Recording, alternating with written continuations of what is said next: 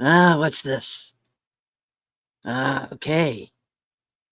Seems like we're doing one of them internet shows here.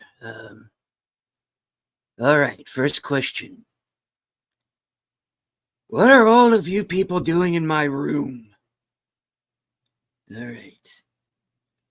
All right, I'm just going to have to let you know something here real quick. You're about to meet an extremely you're about to meet an extremely disturbed individual by the name of Deleted Scenes, and he has a little program he likes to call The Other Side of Midnight. So, here it is, and may God have mercy on your souls.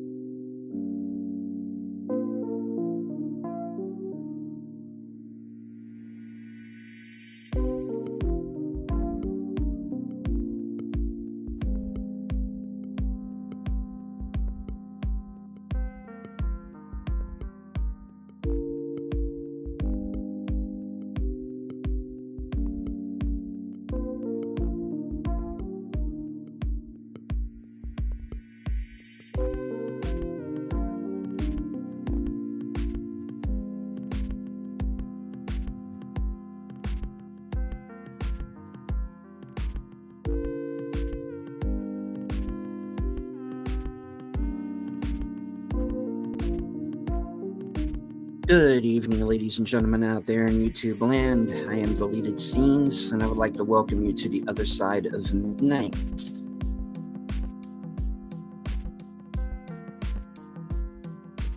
American human being, YouTuber Ronin, here to hopefully entertain you for the next couple of hours or so. Already in the chat,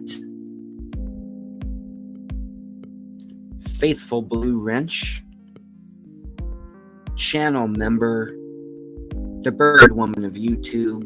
Please subscribe to her second channel, Fluff Check Productions, Connie Cleary. Channel member, JPRPH1.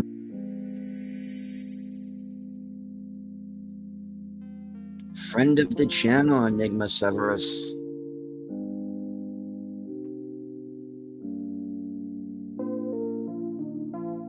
She of the smoldering avatar, Netters Network.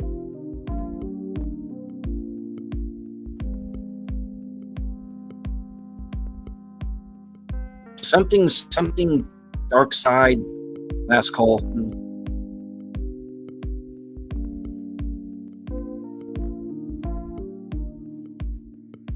Tired midnight blogger himself, Curtis Selby.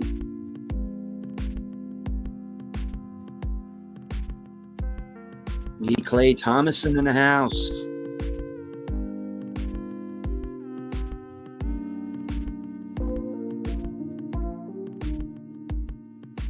I'd like to say hello to everyone joining us on Twitter and Rumble. I can't see you, but I know that you're there. I hope that you enjoy the show. Believe it or not, I have actually tricked several people into joining me this evening. I will now introduce them.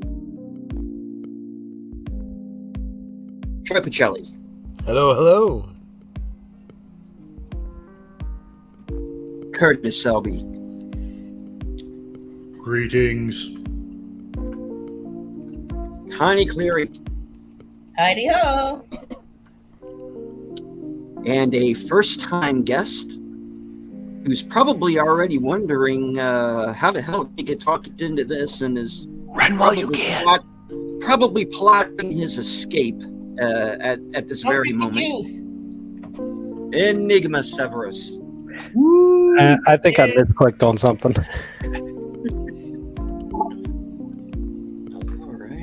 All right. Well.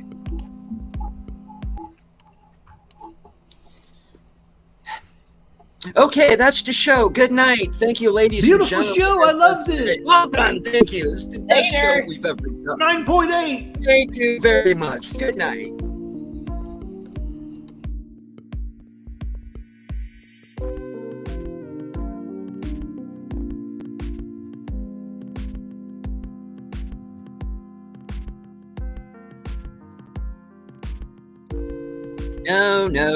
No. You're not getting out of this that easy. Damn.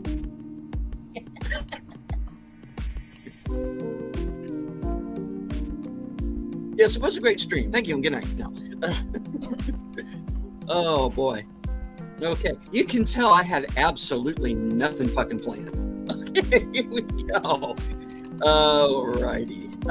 That's not entirely true. I did have a couple of things that in the background here that we could talk about it. Okay, wait. I just got here. Hello to Tree Rock Creations.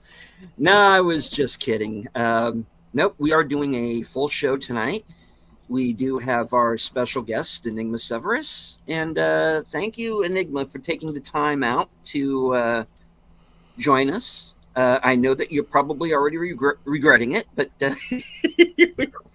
I warned him, but would he listen to me? Oh, no. No. Honestly, it's very humbling to be here. Thank you very much. Well, thank you for taking the time out. All right. And hello to our man from the future, Sashi. Sashi, buddy. Hi, Sashi.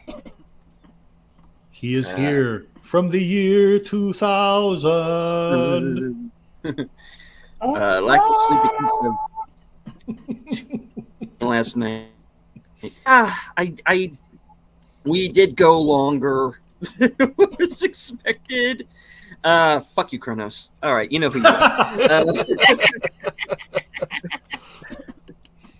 I blame you for that. All right. So wrong. So wrong. How dare he? Why do I feel so right? This show's not going to be monetized anyway. What are you doing? So, yeah, because they come to the karaoke streams first when they want to demonetize the show. But of course they do. Of course, yeah.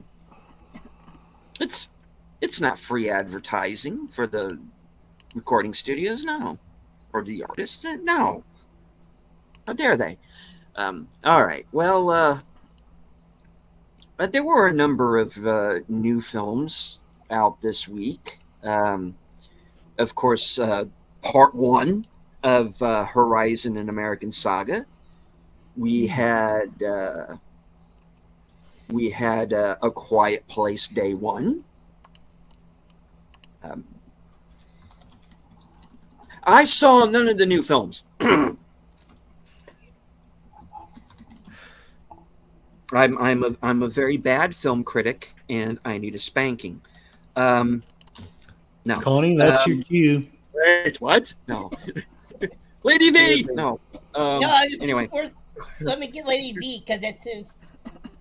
That's true. That's true. That is her bailiwick. It's her job. When she's not stalking Ned or Bella Triggerfish.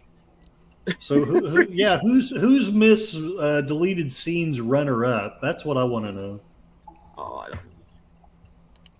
Now that I've ruined the conversation, I will hide away in shame. Oh no, it's Connie. That's why she's here. Connie is here to stalk me. I didn't know that. She tricked me with the birds. Not the birds. Okay. Sick. Anywho. It's a birdemic. It's a birdemic. Right.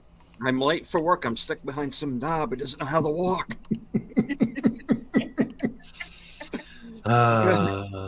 Such a good film. Such a good film. So good and yet so bad.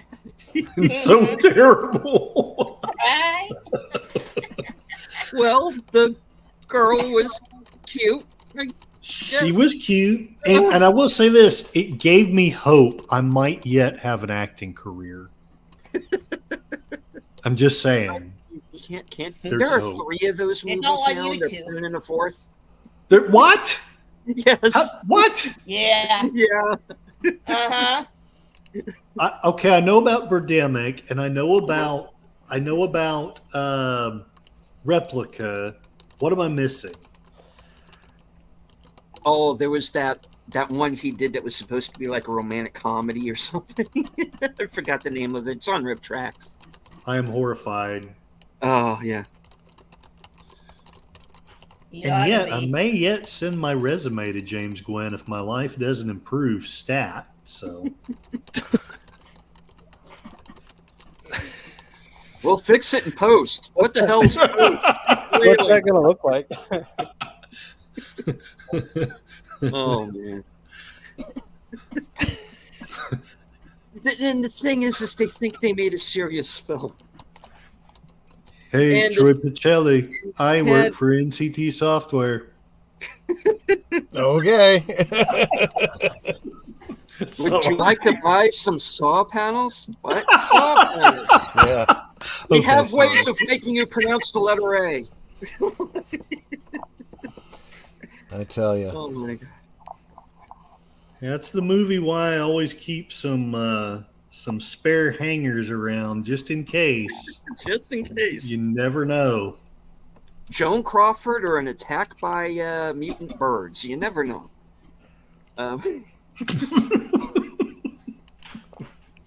Oh no, it's an attack of flying mutant Joan Crawfords. Oh. Thanks for the visual.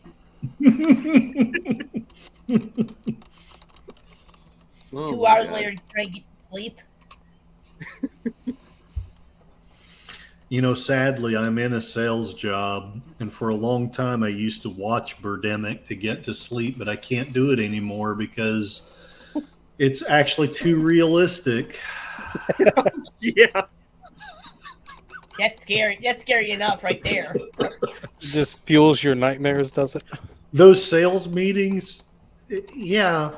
The only difference is those people actually have some panache, and they're not as wooden as the real people. Oh my Don't God. watch the movie Up in the Air then. No. I plead the fifth. Up in the Air is actually pretty decent. I was surprised. It's a phenomenal film. Really good. Because I went into that one thinking, I don't know. But, yeah, it's actually not bad. You know. That whole J.K. Simmons scene, which is just like 2 minutes long, that's the whole price of admission right there, is that scene. Oh yeah, Simon. He really stole the show with just his limited time. He really did Yeah. well with it. Him and Zach Galifianakis.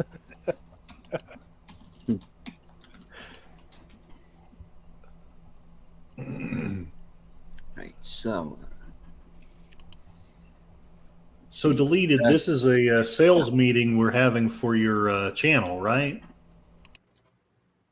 It is? Sure, Oh, God, why not?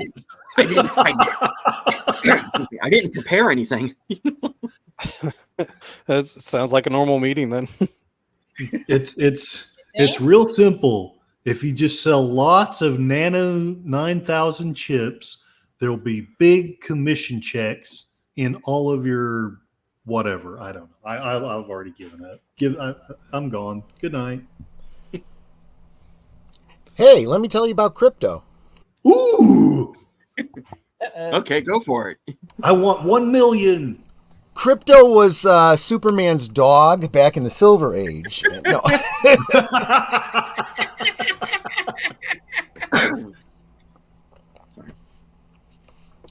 what I did there? See, and you already demonstrated you have much more humor, talent, and soul than the typical sales meeting leader. Yeah. But see, that's why I have no place in corporate America. See, if I was to call a meeting, it would be for something important that would actually benefit from a meeting. What? Anything that could be handled by a quick email would never become a meeting. Troy, stop speaking in this foreign language that I do not understand. Yeah, most of corporate America doesn't understand the language of common sense. No, they want to stand in front of you and then give their entire opinion about whatever they viewed as important. Yeah, that's where you have to interrupt them and go, I know you think that what you're saying is important. You know what I consider important? Corporate profits. Let me go make some. Bye. Yeah. And hello to Darth Plato. Good to see you, sir. That girl. I'll be in my bunk. Yeah, at school we would at the beginning of the year we had a number of teachers that tried to get all of the students to get into the hallway so that they could give them their basically weekly announcements.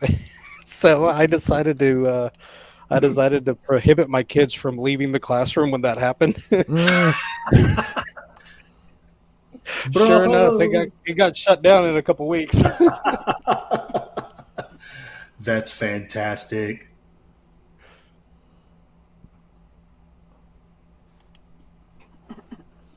Darth Plato says that the cool kids are exempt from common sense and facts. Apparently so. Yeah. Uh-huh. So she says, so I'm on my own now. Corporate meetings are mentally draining. Too much stupidity. No. That's a mouthful. Okay, so speaking of which, since apparently I didn't fucking get it, Troy, explain to me this whole Paramount situation. Ooh. Oh yeah, it was we actually went into way more detail than the thing actually merited. Basically, it's just that Paramount Plus, the streaming service, is raising their rates. When faced with your streaming service losing market share, losing profit, what do? You raise the price because, the maths say, you can get more money that way. But, anybody who knows, basic economics or, even John F. Kennedy era taxation, well, the more you raise the price, the more customers you lose, and ultimately the less money you end up making. So Paramount Plus has decided that if you want to continue watching their streaming service without commercials, well, that's a premium service, and you're going to pay a more premium price than you did before. But we're also going to start charging you more. Even though you're getting commercials. So people start looking at what they're paying for Paramount and saying, well, let me see here. You're already charging me this much to watch it with commercials. Do I really want to spend more? Is there anything on Paramount Plus that I want so badly I'm willing to keep paying for it? Or should I maybe start thinking about putting my money into things like my rent and mortgage, my medications, my food, things I need to live, No, yeah, maybe I'm just going to, walk away.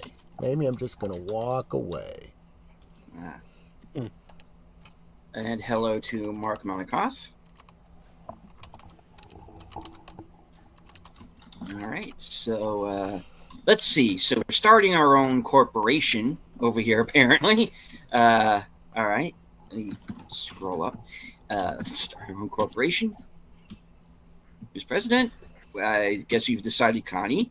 Yeah. Troy is VP of Personnel. Buff Chick is the secretary. I'm apparently going to be the CFO. Well, then I will be absconding with all of the cash. Actually, guys, I'll tell you, if you want someone in charge of personnel, Mark Melankoff just entered the chat. He'd actually be a good choice for you. You want to put me in charge of marketing. There you go.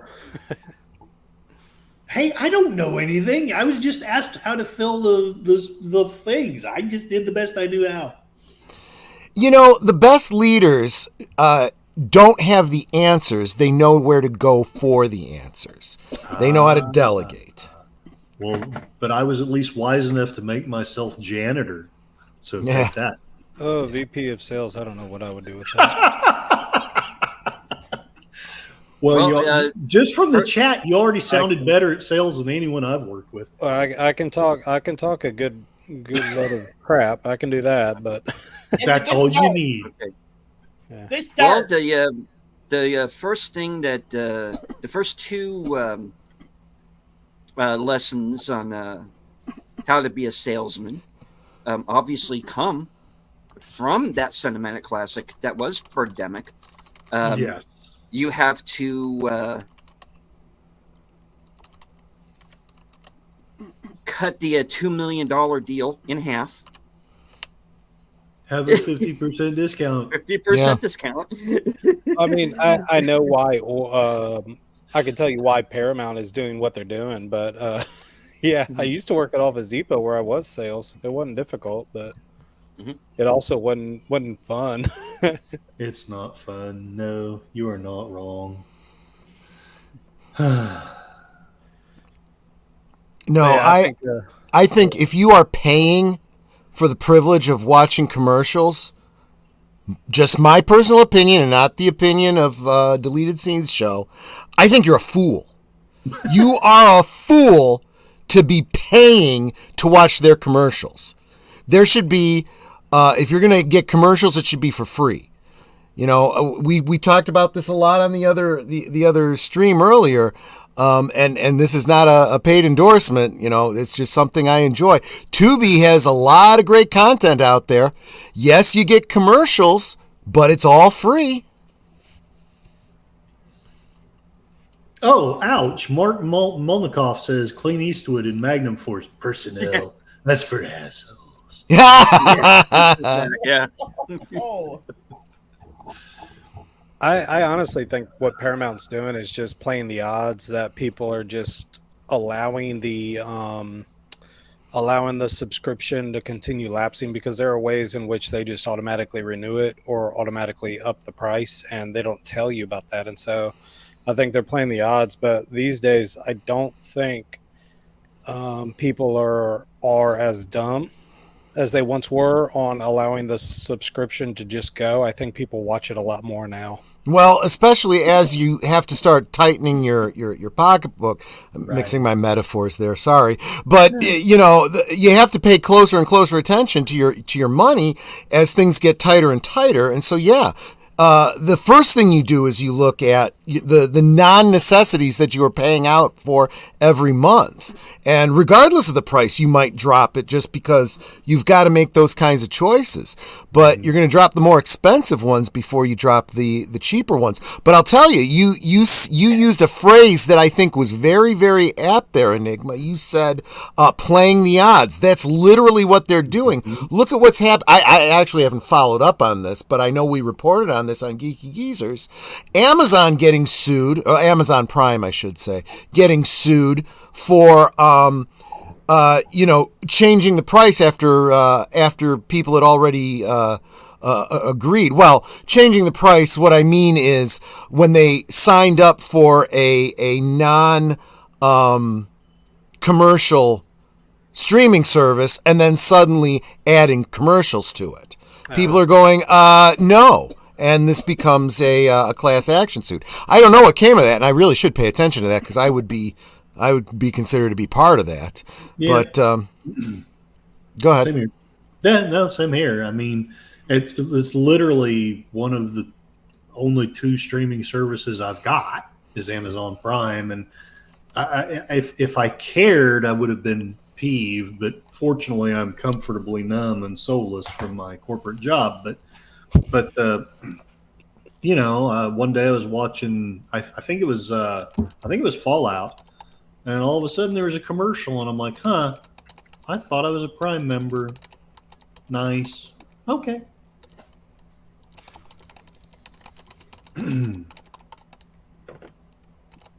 Sales Marvel PPs Business don't have souls. Thanks, Sashi.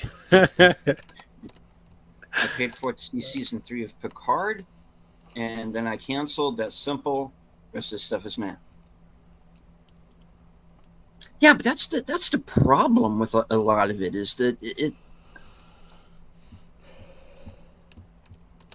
is exactly that. It's meh. It's one and done. You know. When it comes to series with me, it's kind of a different story because I have this weird thing of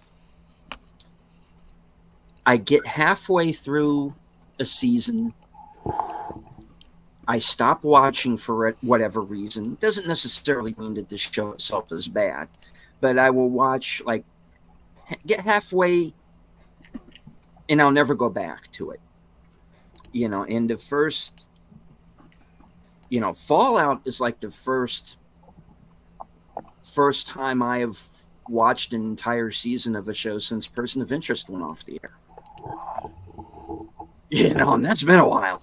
And yeah, so it's just like it's not holding my interest in the same way. I mean, I'm gonna try and no, that's not true. Outer Range was the one that I saw between Person of Interest and Fallout. But I mean, other than that, you know, I got like about halfway through the season on Terminal List, never finished it. I got halfway through Tulsa King, never finished it. I just don't really feel the need to for whatever reason. I mean, even with the stuff that's decent, it's just like, I'll get to it. I never do. Yeah. I think the last full season of anything I've watched, because I still haven't watched the entire season of Fallout. There's still an episode or two I'm missing, but the last full season of anything I've watched was the first season of Umbrella Academy. And ever since then, it's just been scattershot, 3 or 4 episodes here. You know, Fallout's the closest I've come, but I still have a couple of episodes to go before I can say that I've watched all of it. Keely Chow is asking what's going on. I don't know. Little do they know. Well, none of us know. No. We don't know. Can I just say, no. Yes, I really want to agree with not only Darth Plato, but then ask Curtis Elby, what did you think of Fallout? I loved it. The episodes I've seen, and it's my own dang ADHD. It's my fault, my bad. It's not the series. But what I've seen of it, I've loved. I don't have a great reason for being able to say I haven't finished it. I want to, but it seems like there's always something that comes up, and I do that instead of watching the last little bit that I need to see. Part of it is that somebody spoiled it for me. I know how it ends. Oh, so it's a little harder for me to. I mean, I'm not saying I don't want to see it, but part of me is kind of like, well, I already know what happens. Yeah. You know. Now, I could be wrong. Maybe they lied to me. I mean, Nixon may not have come out on top of a monkey and robbed the World Trade Center. I don't know. But, that is exactly what happened. I knew it. It was all Tricky Dick the whole time. Who knew? I knew it. Damn it. Nixon. And then she woke up and realized it was all a dream. Oh, so you've seen my writing. Yeah. Well, that sounds a little derivative. I thought that was so original. Oh, no. Okay, I'm going to change it. Okay, what do you think about this? Instead of her, it's a little kid, and the little kid sees dead people. Huh?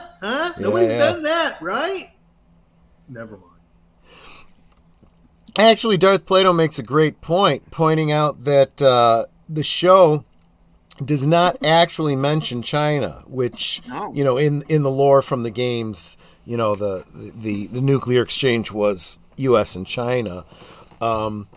Partially, yes, there's probably the nefarious not cutting off international audiences reason behind that, but I also think that it's kind of not important in the span of this storyline. They do touch on the lore of the war and what may or may not have caused it, but ultimately it kind of doesn't really matter. It's more about the here and now and surviving. So what would everyone in this panel be if they were in a Fallout universe? Dead. I'd be dead. Yeah. I would have been one of the one, or possibly because of the way the lore goes, I might have ended up a ghoul. That's what I keep thinking is a big ghoul. Go ahead though. Sorry. But no, I mean, you don't really have any control over that. Actually, I'm not entirely certain. I mean, I've heard conflicting things about how you become a ghoul. We've heard that some people actively go out of their way to, be exposed to radiation in a way that turns them into a ghoul. And then every now and again, you'll see people that just were in the out on the street when the bombs dropped and turned into ghouls. But yeah, that's probably, if I survived, it would probably be a ghoul. And then probably a feral ghoul, because I wouldn't be able to get a hold of the drug you need in order to keep, your senses. Mm-hmm. Yeah. Yeah. Huh. Now, because that is the question, what would you be? Not what would you want to be? That's a different question.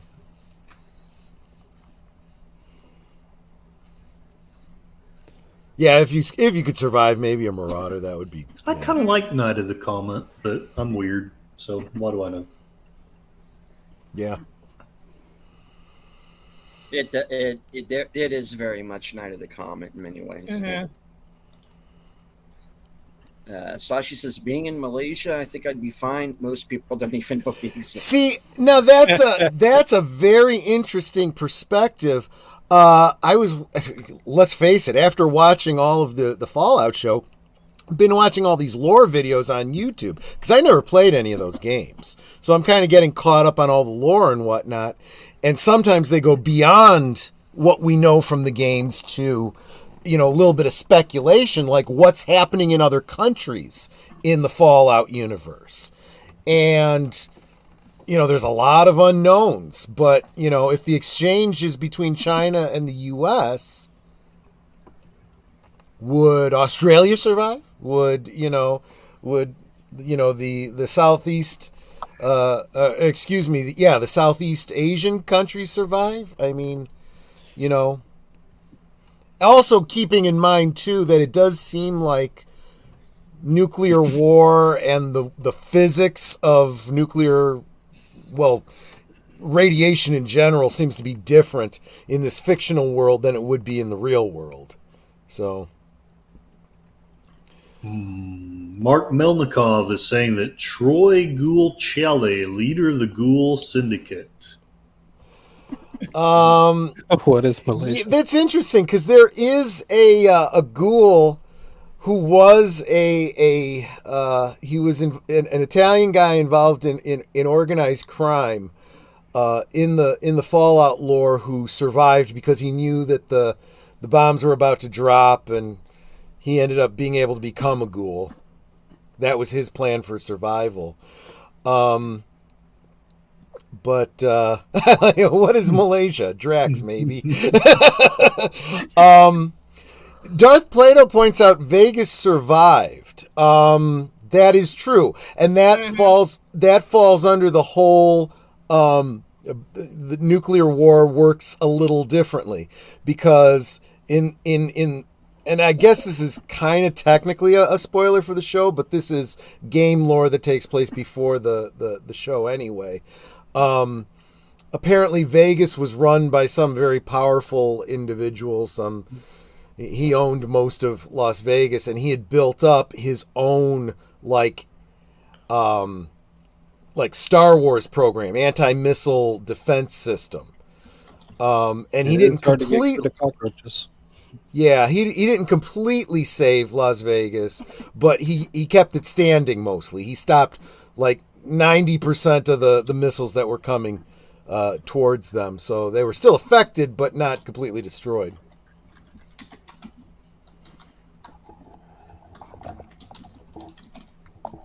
Well, New Vegas is supposed to be season 2 of the series, so we're going to be finding That's what out. it looks like. That's what it looks like. Yeah. Yeah. Basically, for the players that enjoyed Fallout New Vegas, they're going to get to see what happened after their game, basically. So, who believes that Fallout might start following the script of The Walking Dead? I don't think so. I don't think so.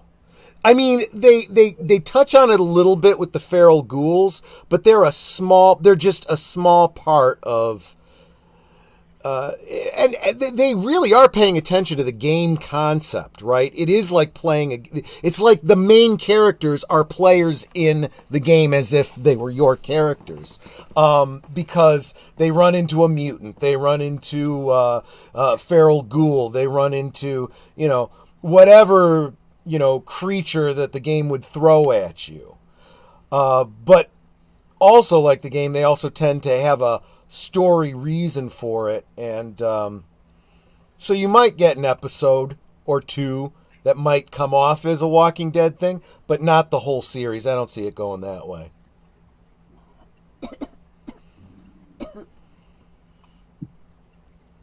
Keep in mind, all these countries you're talking about that might have been untouched by the nuclear war would not be untouched by people trying to suddenly emigrate to your country because it was spared by the bombs. That would be a problem in and of itself. Yeah. Trying to think. Yeah.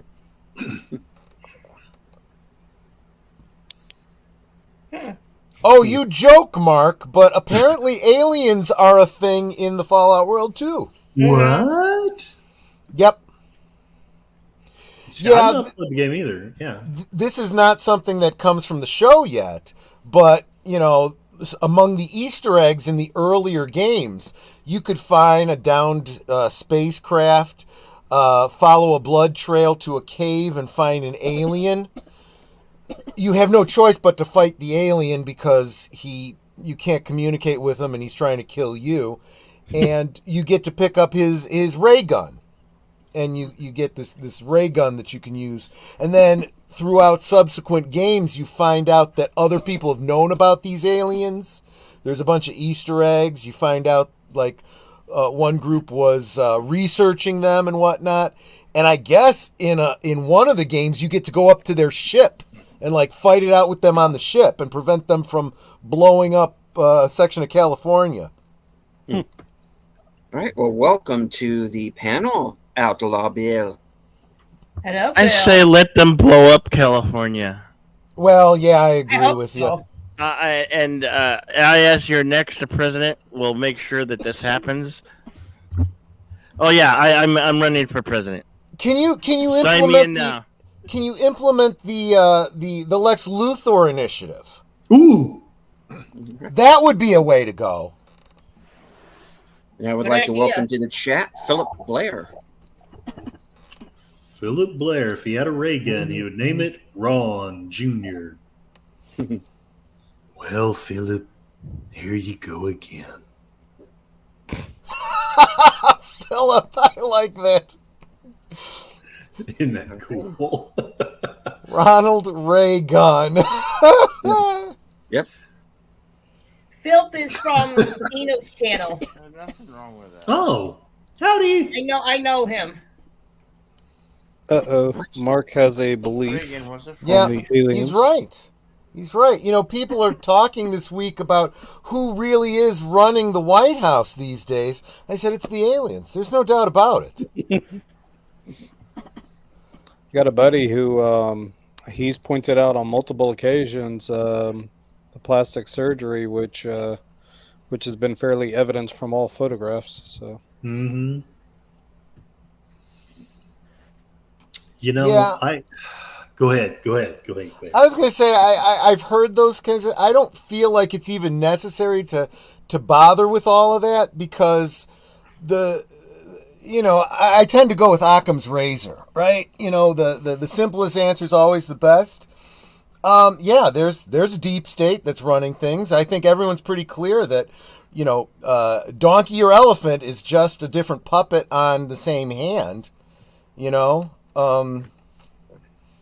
Well, you don't need to physically, mask somebody and put them in place. It's easy enough to manipulate people to do what you want. Or just buy them off or coerce them. Yep. exactly. And without meaning disrespect to my friends who were going to do so, I have yet to talk to a friend of mine who is going to vote for Biden who is changing their minds. And that's all I'm going to say about that.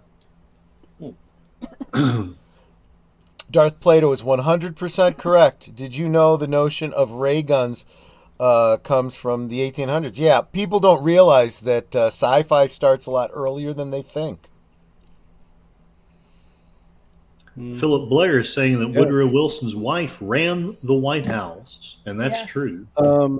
Yeah, Lewis mentioned a lot of science fiction, which inspired him to do some of his Paralandra work and stuff like that. So, Paralandra was wonderful. I love that book. And on the Woodrow Wilson thing, it's history doesn't repeat, but it rhymes. So, Enigma Severus, when are we going to start the national? What was it again? The National Institute for Coordinated Experiments. We need to get that thing going. I'm tied to the procrastination club still. So.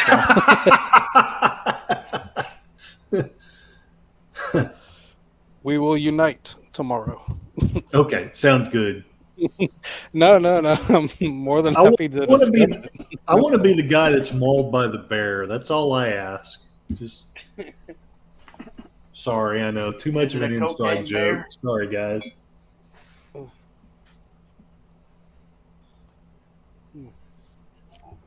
Darth Plato is talking about an Edith Wilson scenario, and I've got to plead ignorance. Who is Edith Wilson? Was Woodrow Wilson's wife. After he had a stroke, he became reclusive, and most historians believe the theory that any communications that came from him were actually she was basically running the country for the rest of his administration. I'd forgotten her name because of that. And Mark Molnikoff is also pointing out the WHO and the WEF, which I am a card-carrying charter member of both organizations. Yes, Philip Blair, the National Institute of Coordinated Experiments. I wish I could make claim for it, but C.S. Lewis came up with that name for basically his fictionalized version of something very like WHO and WEF. So, yep. Didn't FDR's wife ran the country too there for a while? Oh, I'm sure she did. If I remember right. Oh, hell, my ex-wife ran the country for a while. It's not a big deal.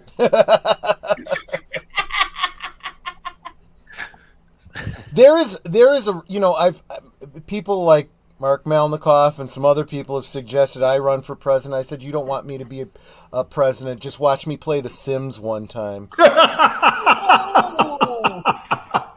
I'd get into office and go, what would be the most fun way to kill whole populations of people? Wait, did I say that out loud? So you do belong to the World Economic Forum. Proof. Well, not yet, but I might be a good recruit.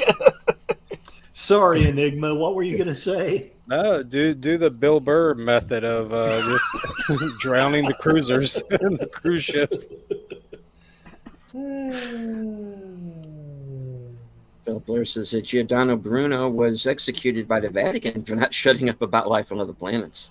Ouch. Oh, absolutely. Darth Plato knows I hate the three-letter organizations. If you want to straighten out this country, get rid of all three-letter organizations. And I do mean all.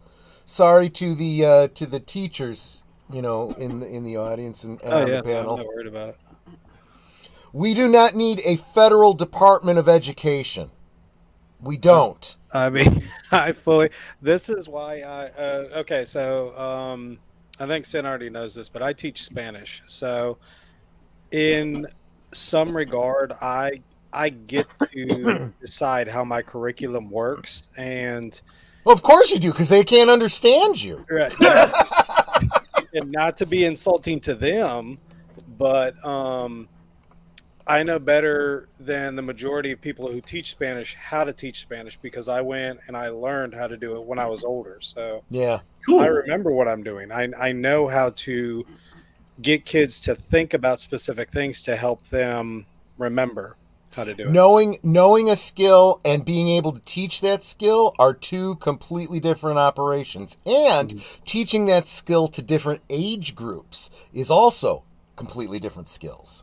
Yeah, I was. I don't think it was you, Troy. I think it was somebody else. I was telling them for Sin Sound Booth Theater that I could do a Latino trying to be an American. I was like, if you ever need that, I could do that. Nice. How does that fit into our evil schemes? I could do the voice. It's not hard. You just. I was actually. I was telling one of my friends. I said, you know what I should do is I should just fly one-way ticket to the other, just to like either Mexico or wherever, and then walk back into the country and see what they do. Do It it. looks- Do it. Do it. It looks like Mark is trying to nominate me for head of the Klingon High Council. He says Kartan and Marak 2024. Okay, I'm all for it. I want to run under the Targ Party. I can't resist. We could have defeated the Federation. That's all I got. I'm Jesse done. Ventura ain't got no time to bleed. Yeah. Yeah. No, absolutely right. Get involved in local. You don't even have to run for office. Start volunteering, for the elections. That's the biggest problem. Is not enough people getting involved. And then when you want to, decry and moan about elections being stolen, well, did you have anything to do with your local precinct?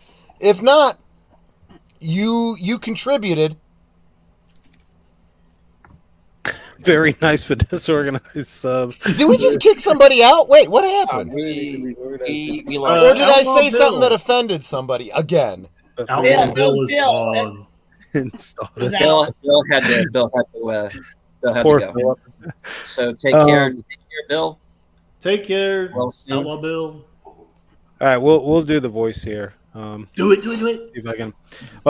So I'll do it from. I used to work at Chili's, and you had Spanish speakers and you had English speakers, and so I would just interchange in between. But if you got really bored on a Friday night or Saturday night, it was really busy, I would just go. It's in the window. If you look, you will find the food in the window. If you need an extra salad, I get you extra salad, but you need extra money for the extra salad. You understand? It's funny. And I would do it off the cuff on whenever we were bored or something. So You ever That's did it brilliant. when someone was drunk? And let me guess that both the English speakers and the Spanish speakers thought it was funny. oh yeah, the See? Latinos thought it was hilarious. And then of yeah. course I think we were in I think Deleted was in this when we were doing it, but we were discussing the Bike Riders movie. That's right. And my grandfather is actually my real grandfather. My father was adopted, but my real grandfather is part of a Kansas City biker group. And so Nice.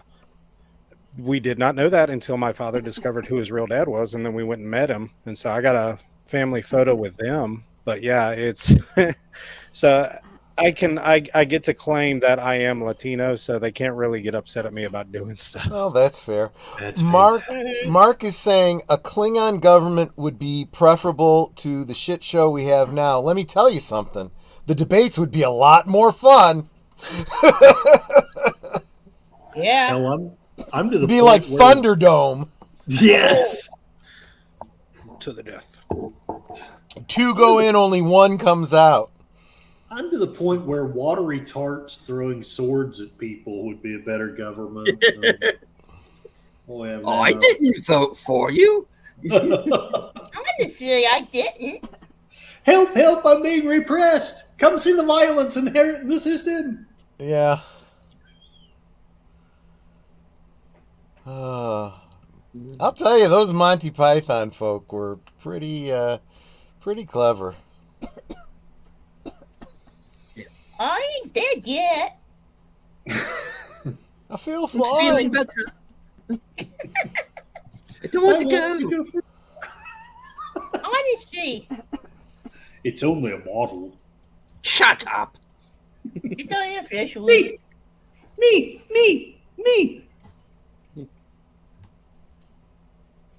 Well, now that I've killed the conversation, Enigma Severus, you want to start it back up? Yeah.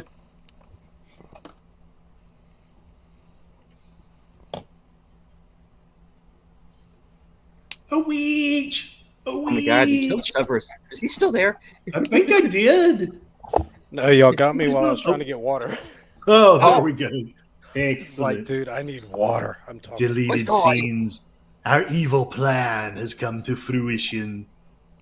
He is Let's see here. dehydrated. Oh, so Deleted, yeah, Deleted has not seen any recent movies. He's been a bad critic, but yet he had time to watch The Shoot Us this afternoon. I did. Hell to the yeah. Which was probably better than half of what's out right now. More It's a likely, phenomenal yeah. movie. Love that movie. Oh, it is a great show. Okay, so Well, I can I'm- share a story about. Oh yeah, please go for it, Miss Connie.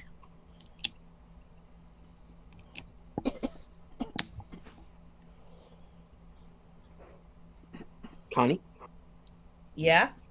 you were You were starting to saying? say something. Oh no, never mind. Oh, okay. Okay. All right. Nothing. Well, okay. Connie had to go. Oh.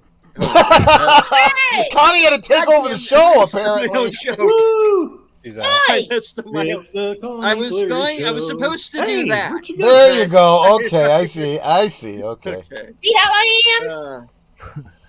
So, when I was around 3 or 4 is when I actually started remembering that I was watching movies with my dad. And so one of the big things that my father was a big fan of was Westerns with John Wayne.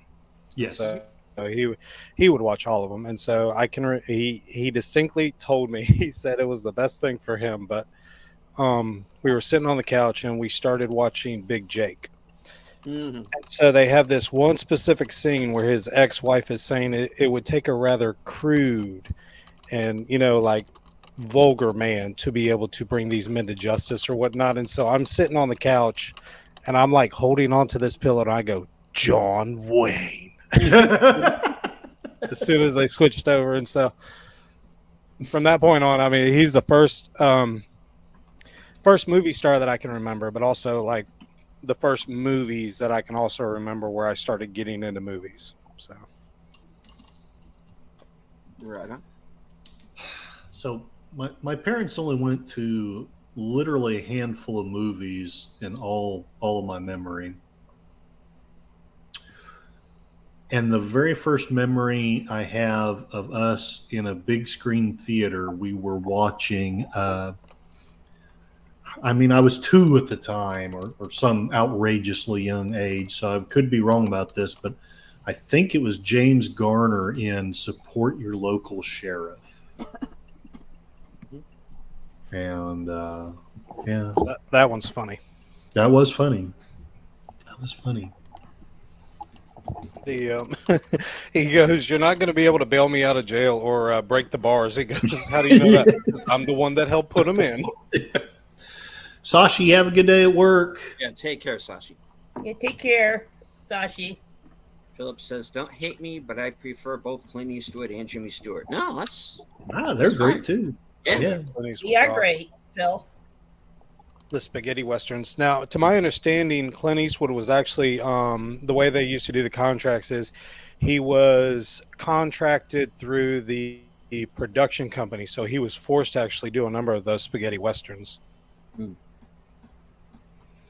And hello to Off the Cover. Has is having a little insomnia and wanted to say hello. Well, you have the link if you want to jump in for a few minutes. Yeah, come on in. Love watching his videos. He has a lot yeah. of enthusiasm, much more enthusiasm than I do. In fact, he's going to be, of course, now the new co-host on Sin and Minds program, the Mystery Movie Night podcast. And Kyle Corwith is going to be joining us tomorrow night. So stay tuned for that. Philip Blair says, I also prefer Buster Crabbe and also Clint Walker. Okay. And the movie that usually comes to mind with me with Clint Walker is, of course, he's in The Dirty Dozen. Mm-hmm. And here's the thing that always bothered me. Because at the end of the movie, they say he dies. But you never see it happen.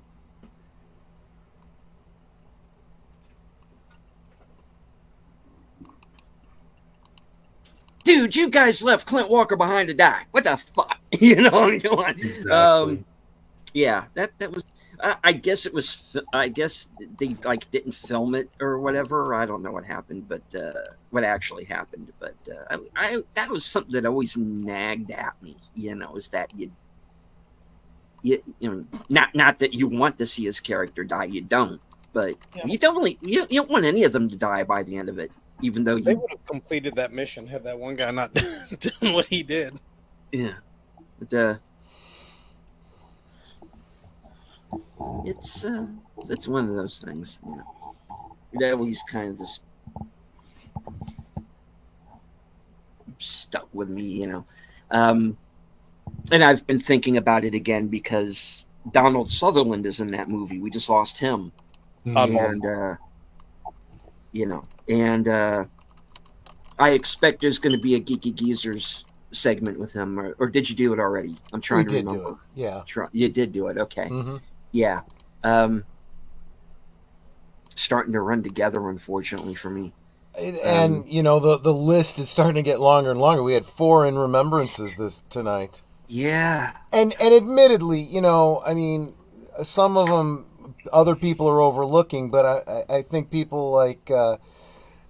You know, when you talk about the stunt woman from Wonder Woman, you realize, you know, a lot of your favorite scenes from that Linda Carter series was probably this woman. You know, you might want to acknowledge that. Indeed. What was the name of that movie with Burt Reynolds where he was the stuntman and they made that the big thing? Hooper. Yeah. Hooper. That's right.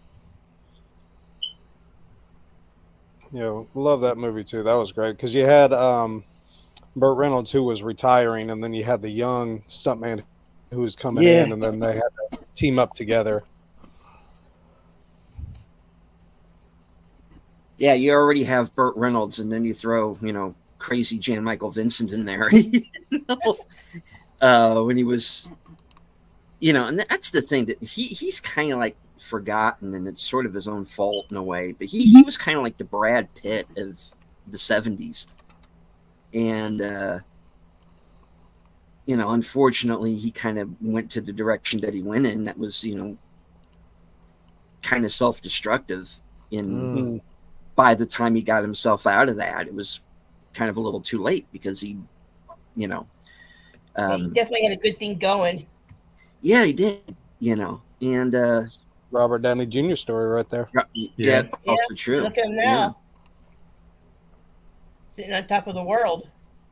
Yeah, he had a comeback, but man, if he hadn't, Yeah, Right. he is the one I am surprised is still alive, Mm-hmm. yeah, to be honest. And and the fact that he had the support system around him that he did have, and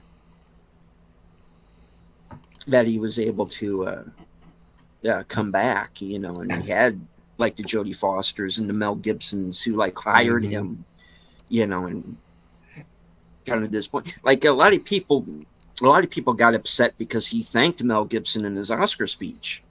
yeah, You got to remember, he probably Mm-hmm. would be dead now if it wasn't for yeah, Right, exactly.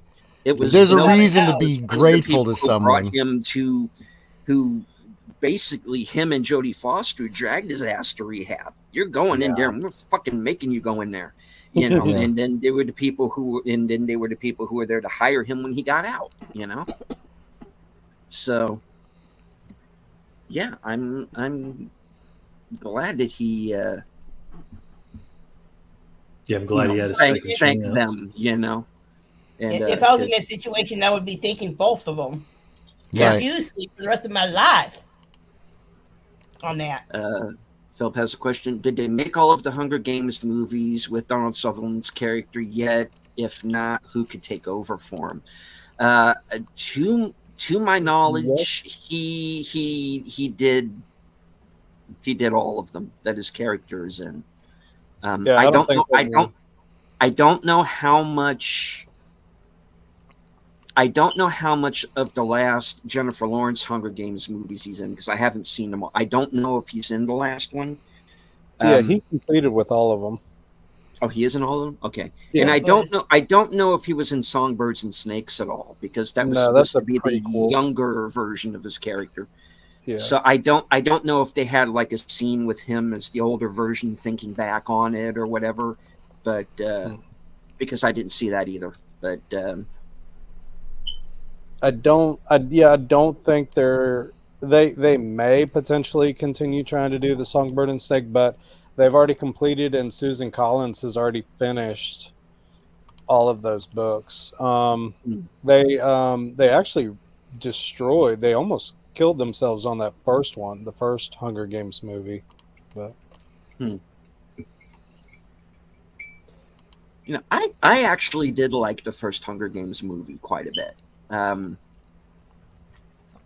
yeah, the second and and the yeah. third and fourth are great movies as well. It's just how they portray the characters really wasn't the greatest with how they portrayed PETA, and so No.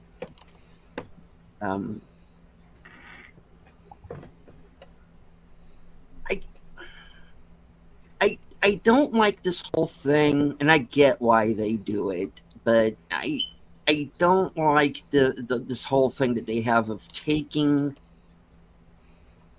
the last movie in a trilogy and cutting it in half. Mm-hmm. Because then you've got like a boring movie. Mm-hmm. You know why they do it, though, right? I get it. That's all More for money. Right. And then you have the second half, which is all action and nothing else. Look, just make a 2-hour movie and end it and be done with it. I mean, even George Lucas figured out how to do that. People, I mean, come on. Right. that's what me and my dad went to go see Dune Part 1, and while we're sitting in the theaters, we see Part 1 come up, and we go, "What?" Although for Dune, I would say it makes sense because but yeah, we're just like, hold on here. He's like, I can't believe this. I have had a real problem with the way that they have been trying to squeeze way too much into one film every time they've tried to adapt Dune. Even the mini series, seemed like they couldn't get all the story in there. Yeah. No, my dad read the books. He was an avid fan, so when we went to go see the movie, it just it was taking a minute. Darth Plato says, I like Hunger Games because it is strongly grounded in classics. It annoys me how many people don't get this, but instead attribute it to some Japanese movie, because there's Battle Royale is the movie he's thinking of that has kind of basically the same plot line to it. But the thing is, to myself personally, I heard about both of them at about the same time. So Which Yeah. which classics are you referring to, Darth? Because I've gone through a lot of various book series. So he also says Dune 1 was okay. Dune 2 dropped the ball. Yeah. Yeah, I agree with you. I kind of understand partly why he did what he did, but I think it's going to come back to bite him in the ass later on. Yeah.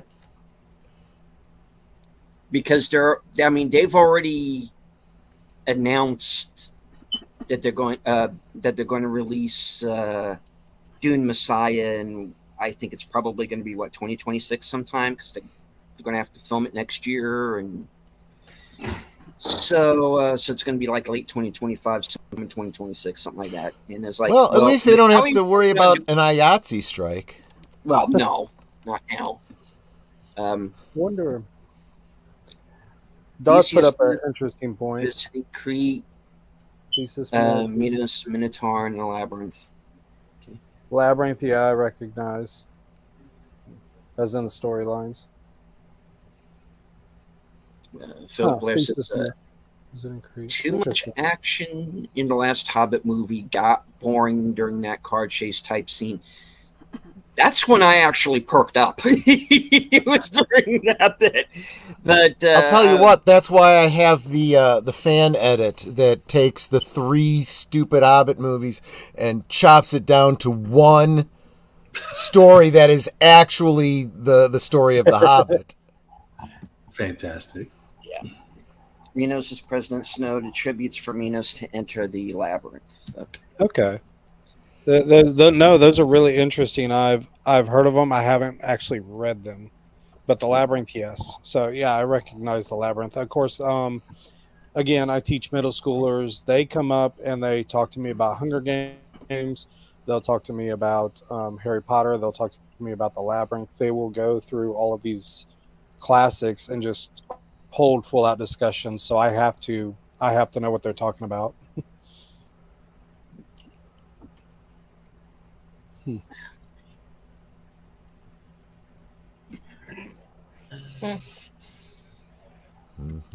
But yeah, no, he made a great point. Darth Plato brought up the fact of Katniss volunteering for a stranger. How do you think that would be more powerful for the story? Because I'm not sure. I don't know if that would be more powerful in the story.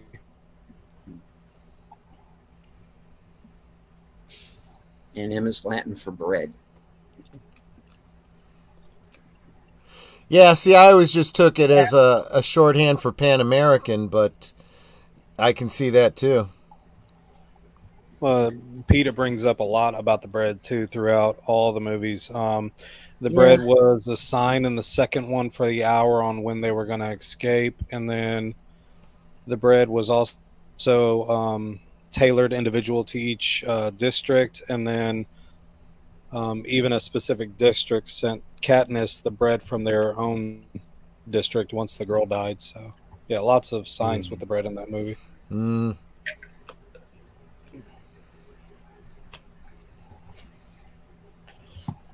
Part of Darth has some game here. Close on him, and a bowl of poison berries and zones there. My favorite part is I guess I'm blanking on that part. hold on. Yeah, my favorite part is one that was on the first one. Okay. Oh sure. If Plato says, Yeah. I'm sure who wouldn't stick up for the kid's sister if Katniss helps a stranger, then it's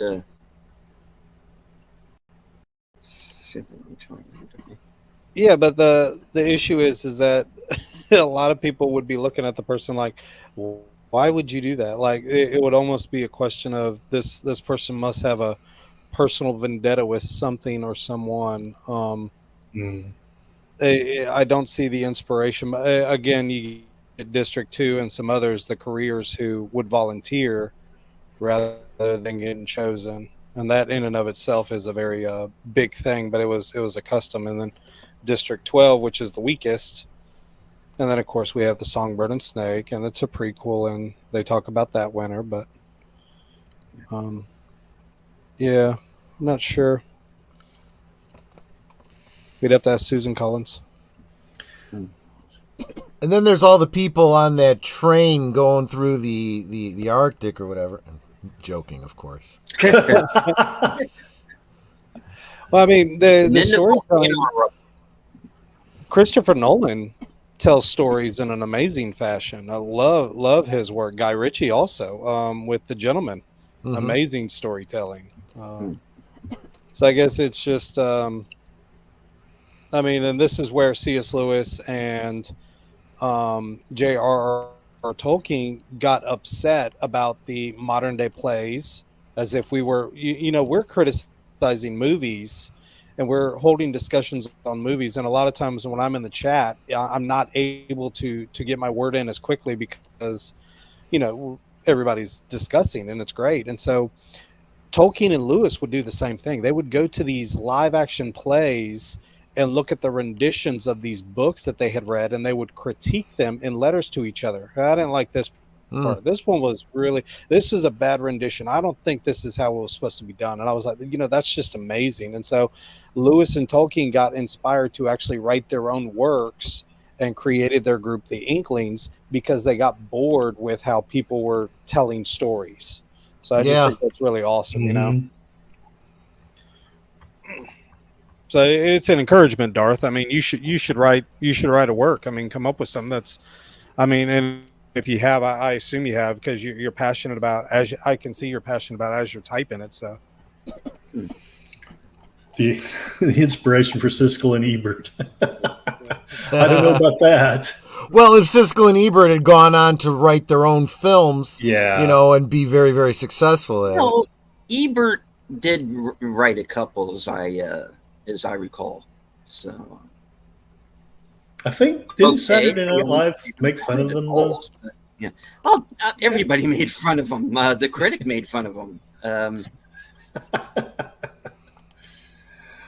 My friends, I hate to do it because I'm having so much fun being here, but I got to go to work tomorrow, and I'm fading fast. So you're a salesman. Don't worry about it. No. Yeah, exactly. Yeah, you're probably right. If it was sales, I would just stay, but I've got some like actual worky type things to do, which makes no sense, but there it is. So I will see y'all later. Thank you for having me on here.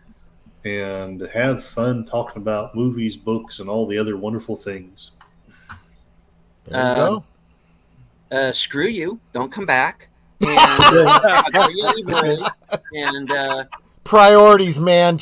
I'm just saying, priorities. You're right. This whole I have to go to sleep and get up early and go to work. I just man. I'm just fine. What part of tired midnight blogger is escaping you? Well, it's after midnight here. Not tired enough. Okay. Yeah.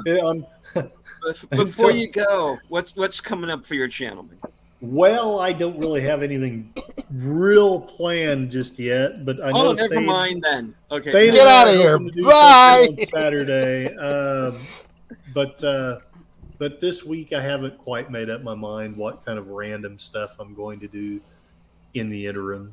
So probably something Tuesday, and who knows? Maybe sometime if I get bored on the 4th, but before Netter's thing, I might do something random. But the only thing I have planned at the moment is a discussion with Fade about the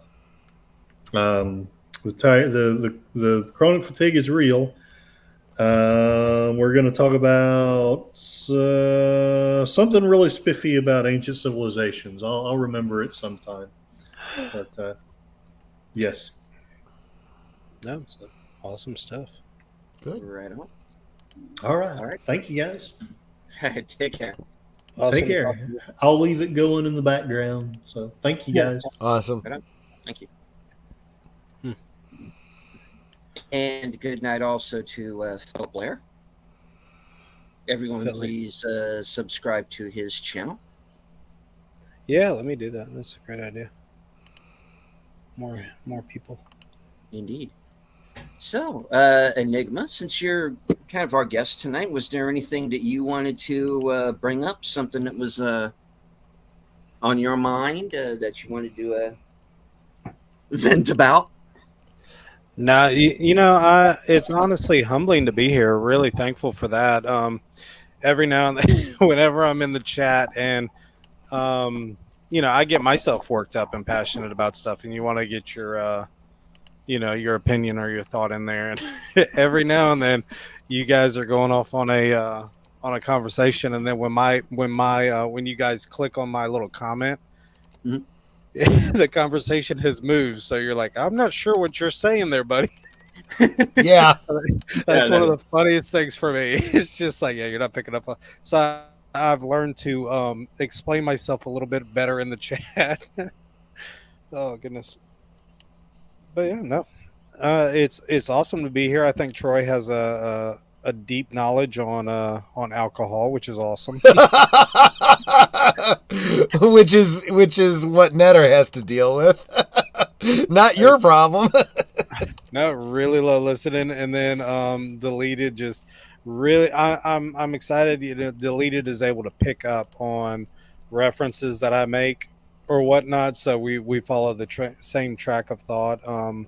Love listening to the movie mysteries, and then Miss Connie. I need to show love to Miss Connie's channel, and yeah, she has two, and so every now and then Yeah. I'm missing one.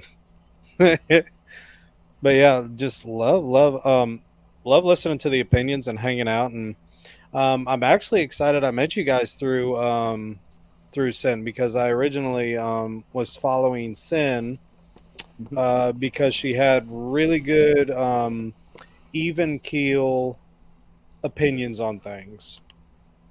So it's very more grounded thinking, I would say, which was awesome.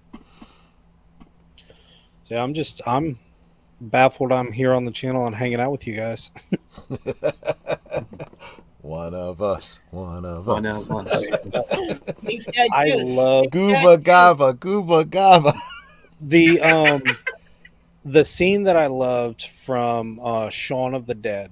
Now this is part of that trilogy, but in Shaun of the Dead, I did not know what to expect when I watched it, because I didn't know anything about the movie. I just knew that I had become a fan of their films, and so when you first meet the what do you call it, the zombie, the slow walking zombie, and the woman who's trying to attack them. Mm-hmm. And so she falls on that outside picnic chair or table, and the spike goes through, and she gets back up, and he starts spinning that camera. Yeah. I fell in love with that trilogy after that. That little camera turned like he was going to take another picture. Yeah. And I just I ended up watching everything that those guys produced. It was great television. The sound effects, the ability to display comedy through silence. You guys were talking earlier about silent films, and my brain immediately went to, they had to think a lot more on how to communicate a message without using words, which is a lost talent, so to speak. Right. You know, it's a lost art. So It is. which is again why I love Christopher Nolan's work, Guy Ritchie's. Somebody put out on YouTube one time the difference on Ghostbusters, where Dan Aykroyd and Bill Murray and everyone were in the elevator, and they're going up to the top floor, and he explains how explosive those little packs are on their backs, and so one of them looks at it and starts moving away from it. Realizes we never tested it. He flicks it on and they back away. And so just the sheer comedy of those type things, where in today's cinema you have them talking way too much. There's just way too much talking. Yeah. So yeah, that's what I like. I like you guys' opinions rather than saying y'all. But Love your opinions. You guys have a lot more. You're very Talkative. yeah. You're more open. You're more open about listening to people's point of views, and you're like, hey, you may be onto something there, or you're not coming More off like eclectic. a coming off. Nope, with you're wrong. You're just wrong. that's incorrect. You know, it's funny you say that, actually, Enigma, because I have, when I'm hosting, in StreamYard, I have a bunch of sound bites, little, video memes or whatever. Hail, Tim.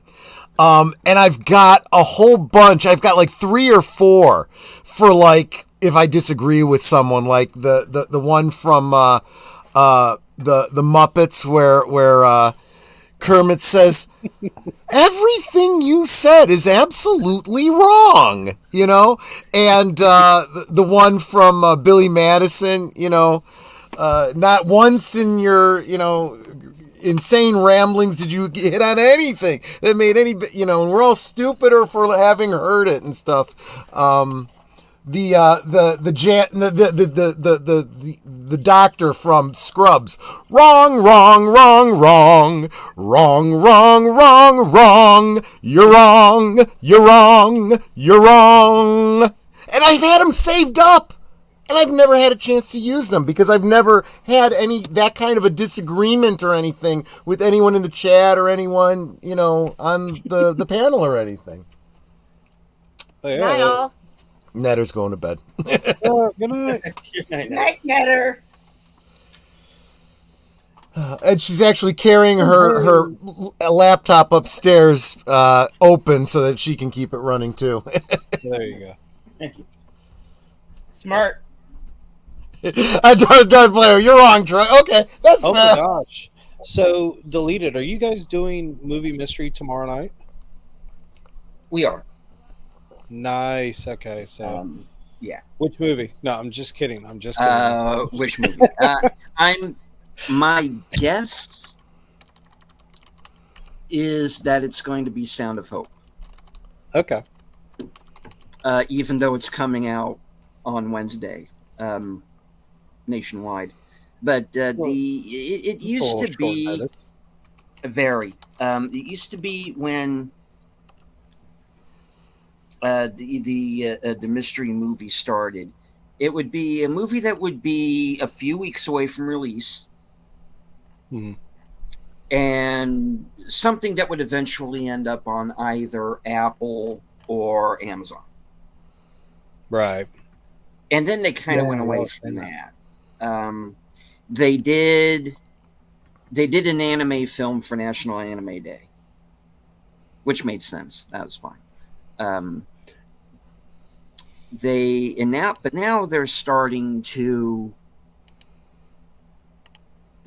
show movies the week of release.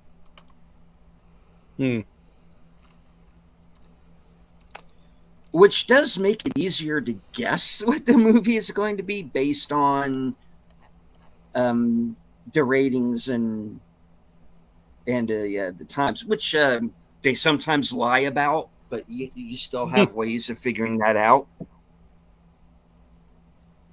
But it's funny you're doing inspector work trying to figure this stuff out.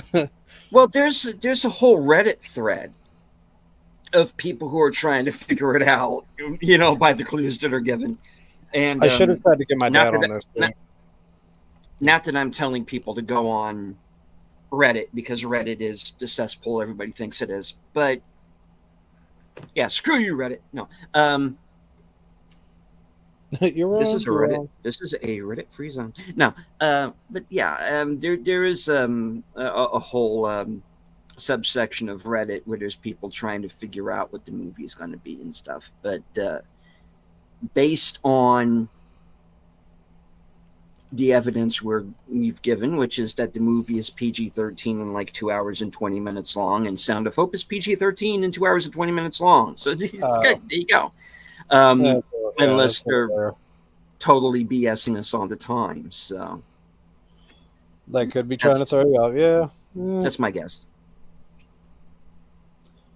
And it's a real mixed bag too, because you can get something really good like American Fiction, which is an Oscar-winning film, and then you can get like It's a Wonderful Knife, you know, which is this really kind of, you know, tropey horror movie for Gen Zers, you know.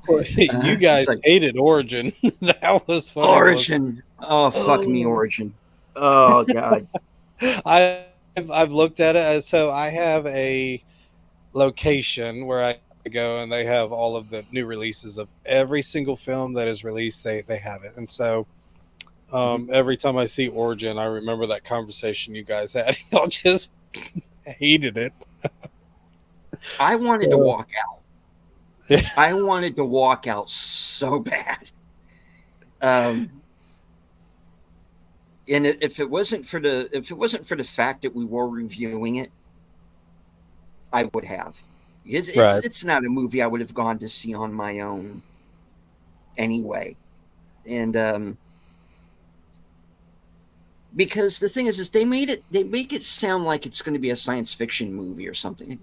Well, I mean, it's still fiction, but and we'll get to that. But I had this idea in my head for some reason that it was a science fiction film, and so did a lot of other people. But it's not. And then you have the movie which opens on the shooting of Trayvon Martin. And you're like, no, this isn't science fiction, but it kind of is, because it's the media's version of what happened to him, and not what actually took place. Yeah. And that's another thing I love about you guys. Like, whenever I hear you guys talking or whatever, I'm in the chat, it's always you're taking into account the actual motives behind what the movie is trying to communicate to audiences, on whether it's this is legitimately not a good thing to do, or this is an amazing film, or you're actually critical on it. So yeah, that was another massive positive that I loved. Yeah, well, I mean, you get a movie like American Fiction that actually gets satire right, and actually says something about race relations in this country without insulting anybody. You know, we want to see more movies like that. You know, and then Jamie, go. I'm sorry. No, go ahead. No, I was just going to say, Jamie Foxx has a movie that he is no longer allowed, or not allowed, I'm sorry, no longer planning to release right now. It's called All-Star Weekend, and it was literally bringing in every cultural aspect and just almost making it like an SNL type mockery movie. And so he talks about it on, I really want to say it was the Joe Rogan show. Talks about it on the Joe Rogan show, on having Robert Downey Jr. play a Latino, just a number of massive stars that showed up and did the movie, but Fox will not, Jamie Foxx will not release it because of everything that has been happening throughout these last 10 years, Yeah. Understandable. Mm-hmm. But yeah, it just brought up my mind when you were talking about American Fiction, and Jeffrey Wright. Love that guy as an actor. He's first time I saw him was in Syriana with Clooney, Damon. Yeah. Phenomenal actor. And apparently we have Satan with us. Okay. Satan. Welcome. Hey, Satan. It sounds like everyone wants to be controversial. Maybe a little. Well, yeah, it seems that way. Yeah. This is Satan Surrenders with the white flag going on. With the white flag. Yeah. Be interesting. Darth Plato says opening a Reddit deleted take on Reddit. Yeah, I'm not a Reddit fan. Trayvon Martin's story has been debunked. He ran down the other guy. Yeah. Reality is no reference to the narrative. People believe what they want. Facts be darned. Says there was an incident in the early 90s where a cop shot a black kid running through a park in San Francisco. It's wall-to-wall coverage of racist cop shooting a black kid. Anchors kept saying the police refused to release the identity of the officer. And Satan does indeed admit that he is here in peace. So cool. Not to be mean to California, but I mean, I don't understand why people consider to still stay there. But again, here I am in Georgia, and if you're outside of 285, it's not a big issue. But inside of 285, you really need to watch where you're walking down the street. But yeah, there was a gentleman on YouTube that was actually talking to a guy that was debating, and he goes, I was born here in California. I grew up in California. I'm conservative, but he goes, how am I supposed to live here or help here when, we have these issues? And so the guy goes, yeah, he goes, I'm sorry. He goes, I have no clue. So Death Plato concludes with a few days later, the police released the ID, and it was a black cop, and his story was never mentioned again. Yeah, I mean that's another thing that the press does, because their narrative is white supremacists hunting down black people, and whenever it's a black person shooting another black person or a black person shooting a white person, that's not part of their narrative, and the story disappears. That's partially why you're not hearing anything at least on the mainstream networks, at least not as far as I know anyway. We're having these people come in from Venezuela and being involved with gangs, gun running, straight up fucking murdering people. yeah. Like this story I heard this week about the 12-year-old, which is really burns me up. And then we have, President Senior Drool Cup. Doesn't have a single fucking clue about what's going on. And well, had y'all seen that interview with Don Lemon and Elon Musk? And Elon Musk just shredded Don Lemon. Oh, I'll bet. But the shorts and the small things that I've seen, a lot of people are not fans of Don Lemon right now. Nah, I wouldn't think so. California, I was born here. I'm not Rich. rich. Even if I was, I'm not giving up. Yeah, and No, I mean, props to and- you, Tim. I mean, I would be the same if I was like it's happening here in Georgia. I would be the same, man. Mhm. It's you gotta. I mean, there's two types of the fight or flight mentality, and I think you got the fight one. I mean, just fight for it. I have that. John Gill effect, really? John Gill. John Gill, he's referring to the original Star Trek series episode, Patterns of Force. It was John Gill was a Federation Starfleet captain who broke the Prime Directive, trying to assist in the society of, by fixing their government, by introducing them to the most stable government that he could think of from history, and that was the National Socialist Party regime of the mid-20th century. And they set him up as the Fuhrer, and he ended up being a drugged puppet by the end. And it was like a weekend at Bernie's, National Socialist style. Well, they're practicing that right now in the White House. A weekend at Bernie's. That's what he's saying. Yeah, exactly. Satan says, I can't stand Elon. He suspended my account because I was labeled a menace to society, but all I posted were poems. But I asked him what that means. Twitter's a little weird. You never know what's going to get you bounced or not. It's just, I don't even have it. No. I've never used it, so I don't see the need to have it for the moment. Not that I'm against it. I just don't, just never used it. The episode was born in a time when academics had certain notions about the Third Reich that turned out to not be true. Huh. Like the efficiency of the Third Reich, which was a myth.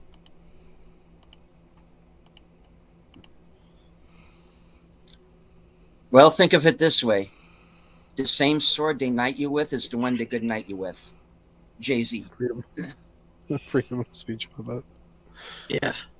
Yeah, it's one of those things that it's kind of like, when people talk about, well, socialism works on paper. Yeah, there's theory and there's reality, right? And fascism and absolute power also work on paper. But in reality, they don't. Because all of these things that they say work on paper require you to ignore the reality of human nature. Yep. Human nature is always part of the formula, and your perfect utopia isn't going to make it past the implementation by human beings. When we were in school, now this is when I was a kid. I'm not talking about my school now, but when I was a kid, they discussed these points of views, and they said this is where the goods are distributed evenly. And my first question was, who is the one that decides that? Because that automatically puts somebody above somebody else. That's it's true. blatantly there. It's right there. Who decides that? Because somebody has to decide that. We can't all agree. So right. They didn't want to answer. I was like, okay, well, this doesn't help me.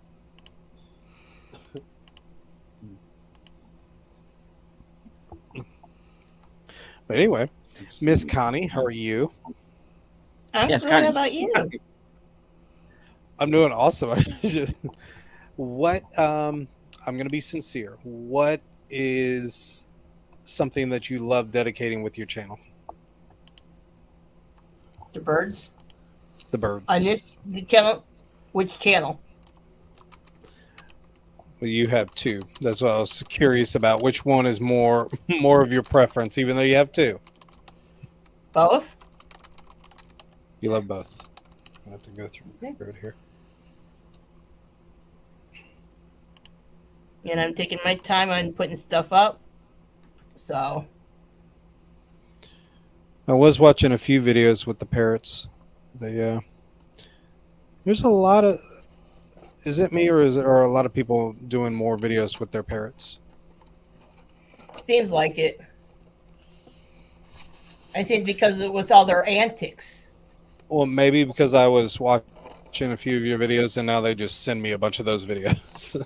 Yeah, that could be too. Yeah, you got hooked up in the algorithm. Well, when I was on Curtis's channel earlier today because I was doing a live stream with him, and I didn't mention I'm a social director for the critters over at the pet shop that I'm a regular on for decades. Because I had birds for like 50 years.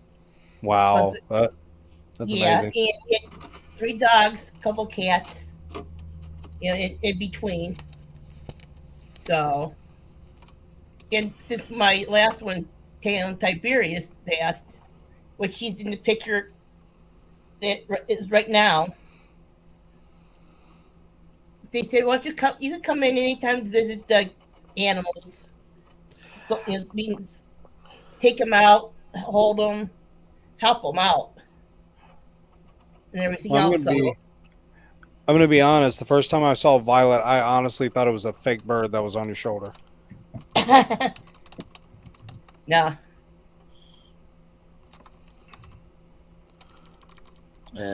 Okay, same question in the chat.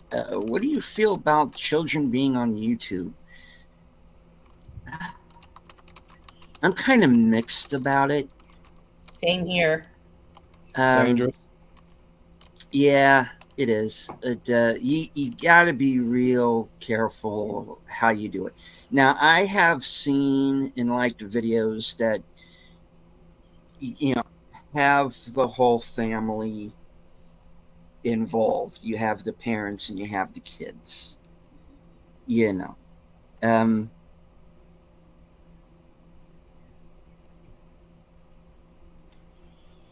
And I've I'm friends with people who have had their kids on shows. Um,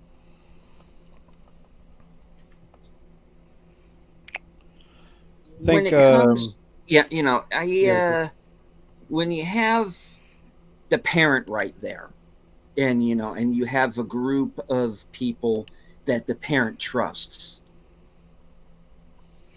I think that's fun.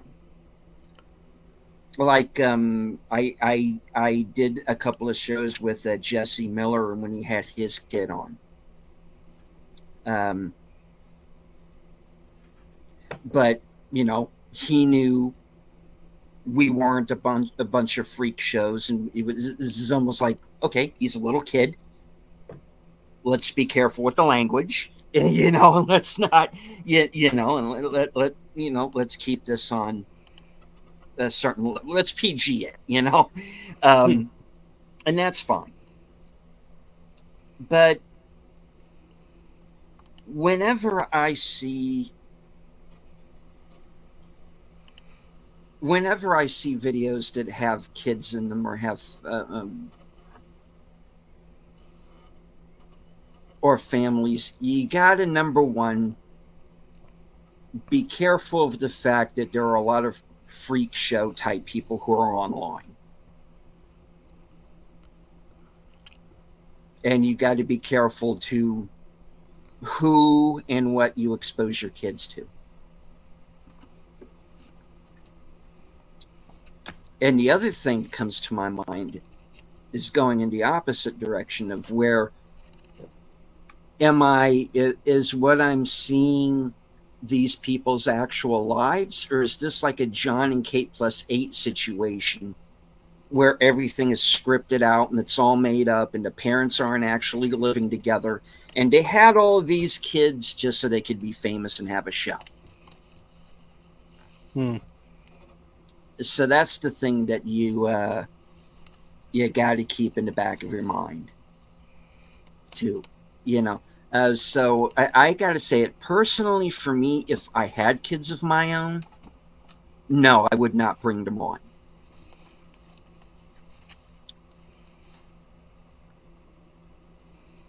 yeah, I think TikTok is a little bit more dangerous too. Yeah, TikTok is just It the is. Wild West. That's a mess. I'm not on TikTok. I will never be on TikTok. I have reasons behind why I won't be. Oh yeah, nor I. I don't have it. Yeah, that's not something I even want to begin to mess with. The Wild Kardashian West effect? is wrong. Yeah, that's another thing too. Because what is that family famous for? Being famous. Defending O.J. Simpson, The dad. Yeah. Yes. and then a sex tape. Well, apparently, and did y'all see the study on that dad actually taking the suitcase out of the house? Wait, who did a sex tape? I'm Kim Kardashian. That's what she got famous. Oh, okay. Well, So, somebody let me know when Chloe does one.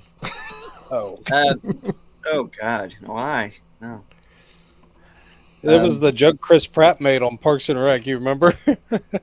I didn't see Parks and Rec. So Did you sex tape? No. There's a scene where they are trying to talk about a revitalization story. Like, everybody has a good comeback story. Rocky, whoever. And so Chris Pratt made the joke and he said Kim Kardashian. And the girl goes, well, I'm not sure. And he goes, I think she gets cum on her back in the video. It was one of the funniest bloopers in the entire series. That was what made it so big too. just that. But yeah. Okay, guys, we are not going to devolve this. We are not. Nope. Okay. Yeah. Let's not turn this into a stormy stream. I am going to have to ask you to abstain, Mr. Pacelli. You will not be derailing this podcast. He forgets. He's got the button. He can dump anytime he wants. It's, Right. it's also I have no clue about the Kardashians. I don't follow them. I watch very little of these Well, reality TV people. I don't know if Kim is Bruce's kid or not. In a way, I kind of hope she is. I kind of don't care. That's the thing, Yeah. right? When know. you said, what are they famous for? The reality is, what are they famous for other than being, the mom being married to Bruce Jenner and having a reality show? They're just kind of the family of famous people that pivoted it into a reality TV show. They're famous for being famous. What's Paris Hilton famous for? She's, the heiress to a hotel empire, and she did a sex tape, and she started a reality show. That's why there's to me a difference between the Osbournes and that show that Gene Simmons and Shannon Tweed used to do, and Family the difference Jewels. between right, Wasn't it? the difference between them and the Kardashians is we knew who they were. Yeah. They were famous on their own. They weren't people who were famous for being famous. They'd done stuff. True. And the difference between, and you don't know who the Kardashians were, at least I didn't, before the OJ trial. Hmm. And, all these other hangers on and what, I should not know who Faye Resnick is. I should not know who Marsha Clark is. Unfortunately, I do. And I don't understand that whole LA thing, man. I don't fucking get it. Maybe it's just who you know. Yeah, I don't know anybody that you just talked about right there. No.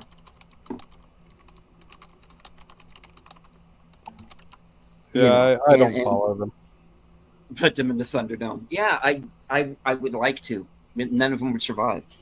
Mark says the Kardashians are far more interesting to me. Yes, yes, a Star Trek fan would say that.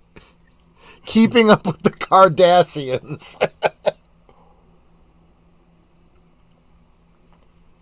Which I would have to say was an analog for the German National Socialist Party, with the Bajorans being the analog for the Jewish people. Now, as for it says Tim's like I didn't even know them because of OJ. I knew them because they were reality TV stars, plain and simple. The thing that you have to remember about OJ's defense team: 2 died from cancer. The other 2 got disbarred. Oh wow! I rest my case. Yeah, that's. Well, I mean, I even watched the interviews or the behind the scenes things when that came out. Yeah. It was baffling to see just how much they would break the law. So it's intriguing. Yeah, neat. All right. And then we would say it's not what you know, it's what you can prove. Yep. Training Day. Yeah, Training Day was good. OJ with the shovel. Yeah. I love the fact that Denzel wanted to be a bad guy. A lot of that was Fugazi. That's the important thing in a trial like that. You have to pay attention to the actual facts and, like you said, what can be proven. And I will always come back to, unless you can prove beyond a shadow of a doubt that someone committed murder, you must acquit. I don't need to make a clever little rhyme for that.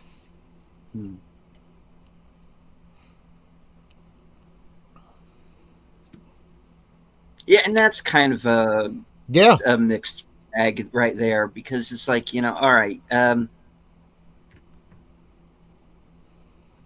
I happy he's dead? No. At the same time, I'm not missing him either.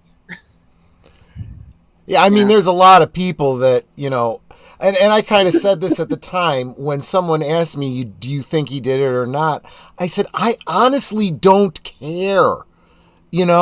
I mean, if he's acquitted, he do I think he's a danger to my wife or anyone I know? No. If my non-existent daughter wanted to date him, I might be a little concerned, but there are far worse people out there doing far worse things, and society's just friggin' letting them get away with it. Yeah. Ignoring it.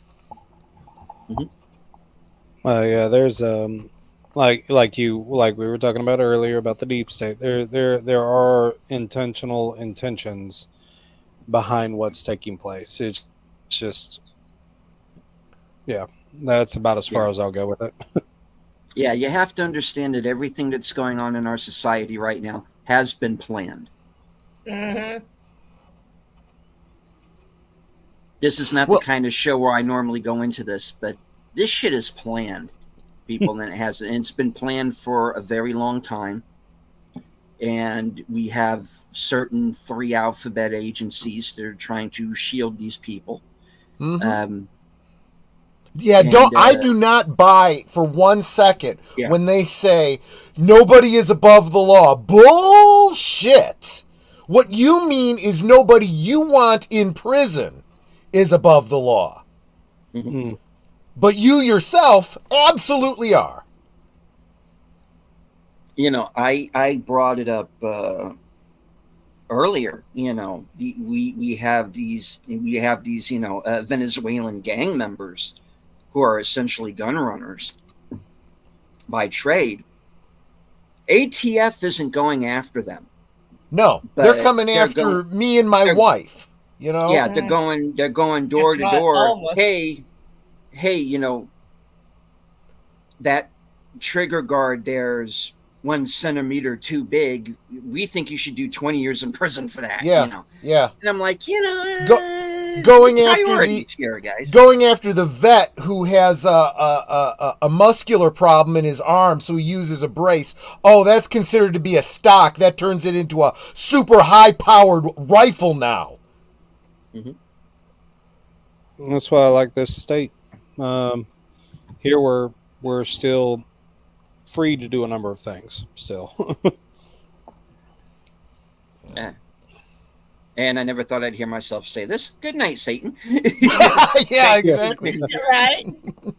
You can find him at Gospel of Death. That's his channel. So if you're interested, go take a look. I'm intrigued. I'll definitely look at it. Speaking of death, and speaking of Star Trek, which we were talking about earlier, I had a character in a Star Trek role-playing game. I played a Trill doctor named Death, D-E-T-H. Dr. Death. Did you get that from Overboard? Did I get it from what? Overboard. No, I didn't know about that. Yeah, the original with Kurt Russell. He was. I do remember the movie. I think I even have it on DVD, but I don't remember any details of it. Yeah, he his nickname, Kurt Russell's nickname for the kids, he was known as Dr. Death whenever he would take something serious and go. No, I think I was more just going with the fact that the idea of a Dr. Death would be humorous, but since it's an alien, you spell it D-E-T-H. It's not D-E-A-T-H. I don't know. I was just going for the humor of it. Watch again. Watch Beyond a Reset. It's a disturbing short animated film. Oh yes, Mhm. yes, he shared that with me. It was, yeah, Beyond good the watch. Reset. Oh yeah. Oh, I wanted to recommend this to you guys. There was this documentary recently, and I didn't realize you guys were this into it. It's called Lover, Stalker, Murderer. It's a documentary on online dating and one woman who took it a little too seriously. Mm. She was playing for keeps, I tell you that. But yeah, that documentary just came out in 2024. I really want to say, phenomenal documentary. Loved how they did the story. I thought it was great. But yeah, North Plato says, "Look what happened to the St. Louis couple in 2020." Yeah, Mhm. they were just defending themselves. Tim disagrees with me. Says there's way too many idiots, and I don't believe idiots can have things planned that long ago. Yeah. Well, some of them I think are just play acting like they're stupid because there are definitely some people behind the scenes Oh yeah, that we that's do not absolutely know true. about, and they That is, are the true. They are the true. I'm talking the guys in the masks and um, Eyes Wide Shut. There's people like that, and those are the ones that you really have to worry about. mm-hmm, mm-hmm. Um, I used to think all of that Bohemian Grove stuff was nuts. Is it? Yeah, Because and I'm here's thinking plausible now. you need to you have to consider the whole confession through projection element of it. People talk about psyops and so on and so forth, and I'll give you one. I think everyone knows about this, right? The whole so-called cover-ups of aliens and this and that. And why is it that every time, things start to get really, really bad, suddenly there's a declassification of something about aliens and blah, blah, blah, and this and that? It's a psyop. This Yeah. is literally bad actors in the CIA and other government agencies it's just red herrings. just trying to and what do? It's like you either get people to completely not believe anything, or get less intelligent, less rational people buying into it like crazy. And it's not just that. It's literally everything. Every conspiracy theory out there is probably a grain of truth to. Pay attention to it. This is why so many things that have been said over the past 5-6 years, people are decried as fake news, blah, blah, blah, and this and that. And then what happens? Within 2 years, it comes out they were 100% right. Nobody's coming out and saying, oh, we're sorry, you were right. No, that'll never happen. There's still people that believe, stuff that's been completely debunked. You were talking about, what's it called? That,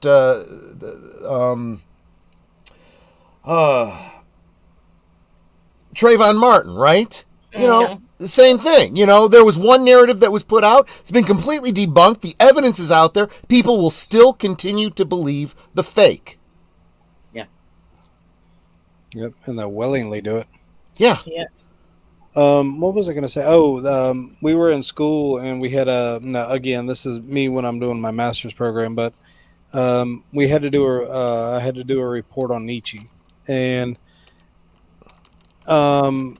something that I was discussing is Nietzsche's point of view on how the rules were made. And so my professor just simply asked me, he said, here in the United States right now, he goes, do you believe we are of a country that gets to decide specific things? And I said, no.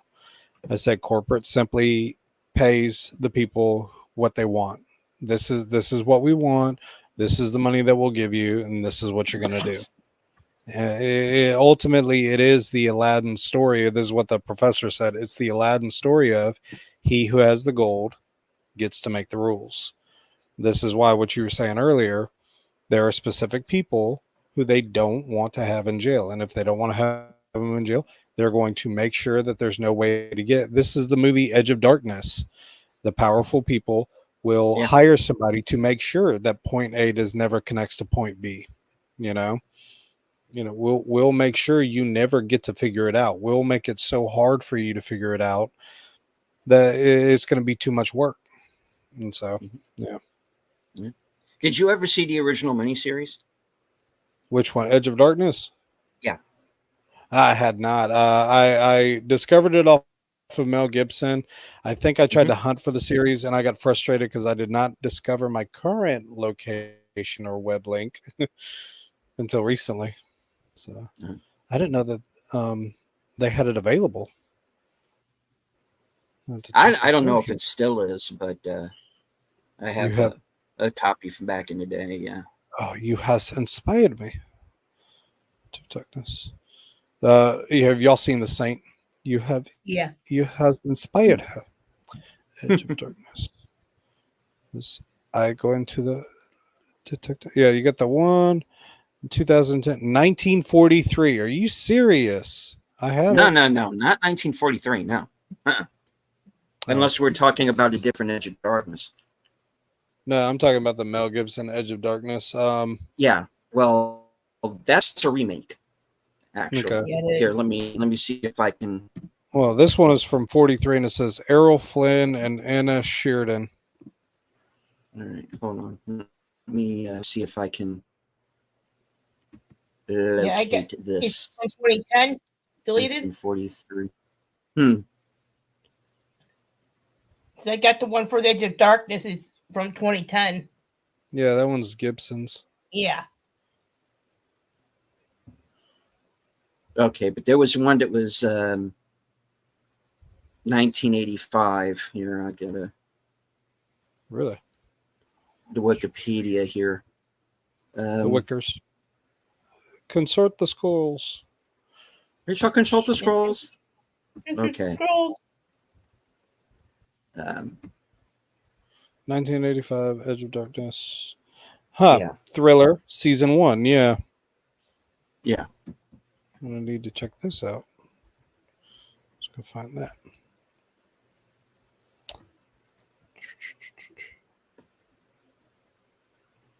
Yep, TV shows. Okay, let's do that. TV shows.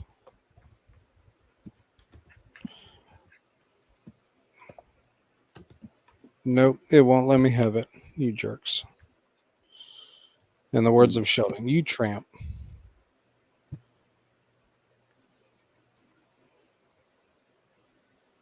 But yeah, if you can. How'd you like the TV show then? It's pretty good. It's more detailed, obviously, because it's a miniseries. You know, the Mel Gibson version, though very good, crams everything into 2 hours and leaves a lot out. Right. It's very, in a lot of ways, it's its own thing. Edge of Darkness is like the series is like reading. It's like reading a novel, with each episode being a separate chapter. Have you guys enjoyed? I'm sorry. Yeah, go for it. Yeah, go ahead. There's a newer movie with Michael Fassbender, The Killer, which is based off a book series, and that's why I was intrigued to go and hunt down because the movie was great. But like you said, each of it's a chapter, and that's what they put into the movie.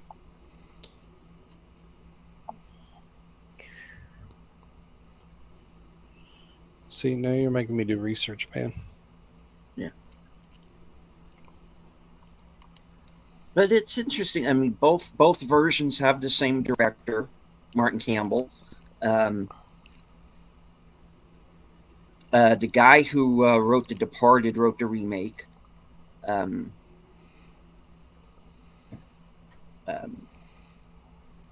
Bob Peck, who was Muldoon in Jurassic Park, he was the Mel Gibson part. Joanne Whalley Kilmer was his daughter.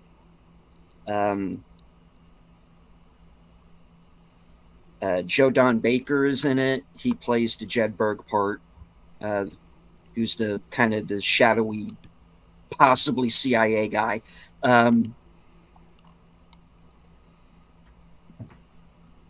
It's an interesting film. It goes into a couple of weird directions, but it's not bad.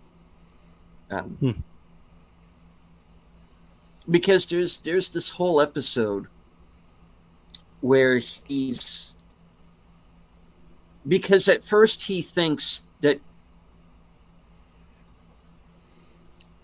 the people who killed his daughter is somebody that he arrested back in the past or something. So that's the tack he takes with it at first, before all the spy stuff starts happening.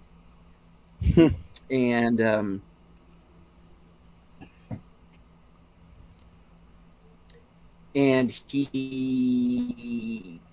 there's this whole episode where he's basically interrogating this guy that he had arrested in the past.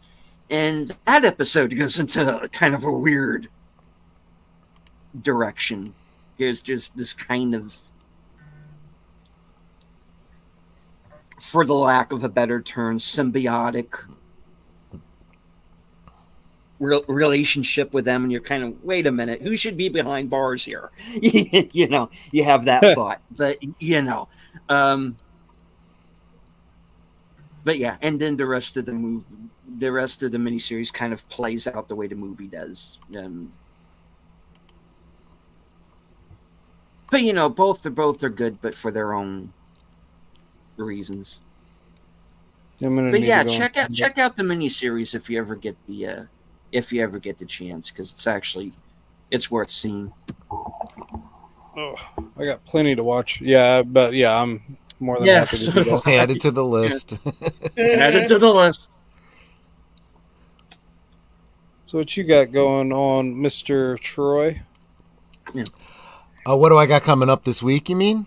No, I was just curious though, what you got going on throughout the throughout time.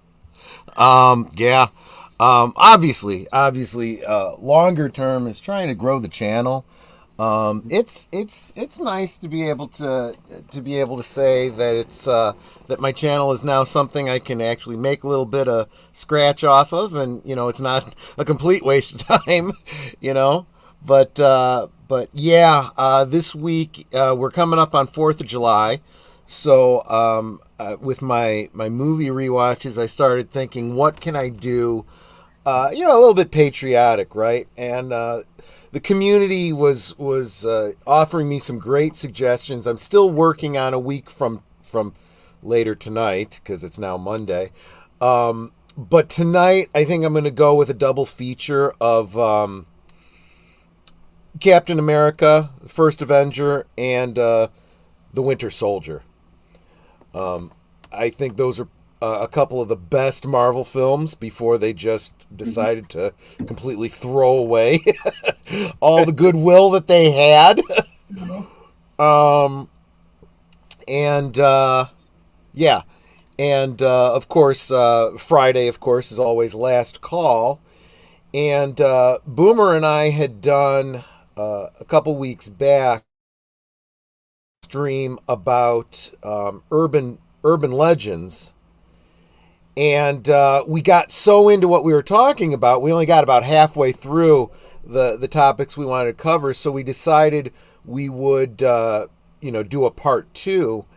And so I reached out to another YouTuber, Beyond the Hub Podcast, a guy named Nick. Great channel. Definitely check it out. He was on Netter's Network talking about his channel a couple weeks back. And I said to him, hey, would you like to, join us this week, talk about urban legends? So he said he'd join us. So I'll have a subject matter expert on Friday. And that's what I got planned, at least for this week. Man, you got a full schedule. Well, I'm no deleted scenes, but I'm working on it. I want to be like deleted scenes when I grow up. I'm trying to do a workout. I'm doing workouts. I have other little things I'm doing. Anytime I'm checking it, deleted is streaming something. I'm like, what is he doing now?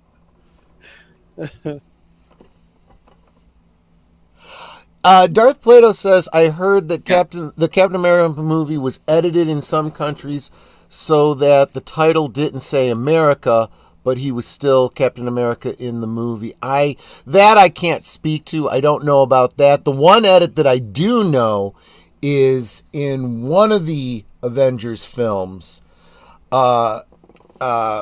Steve receives a bunch of suggestions from people to get caught up on pop culture.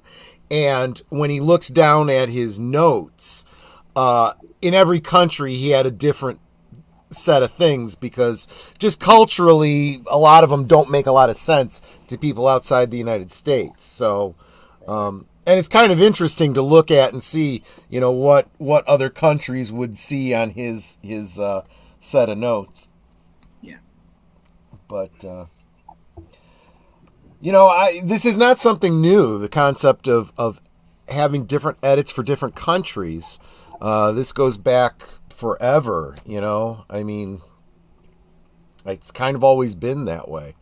In some countries, it was the country themselves that would edit it, take stuff out or whatever because, Really? they couldn't release it that way. Yeah.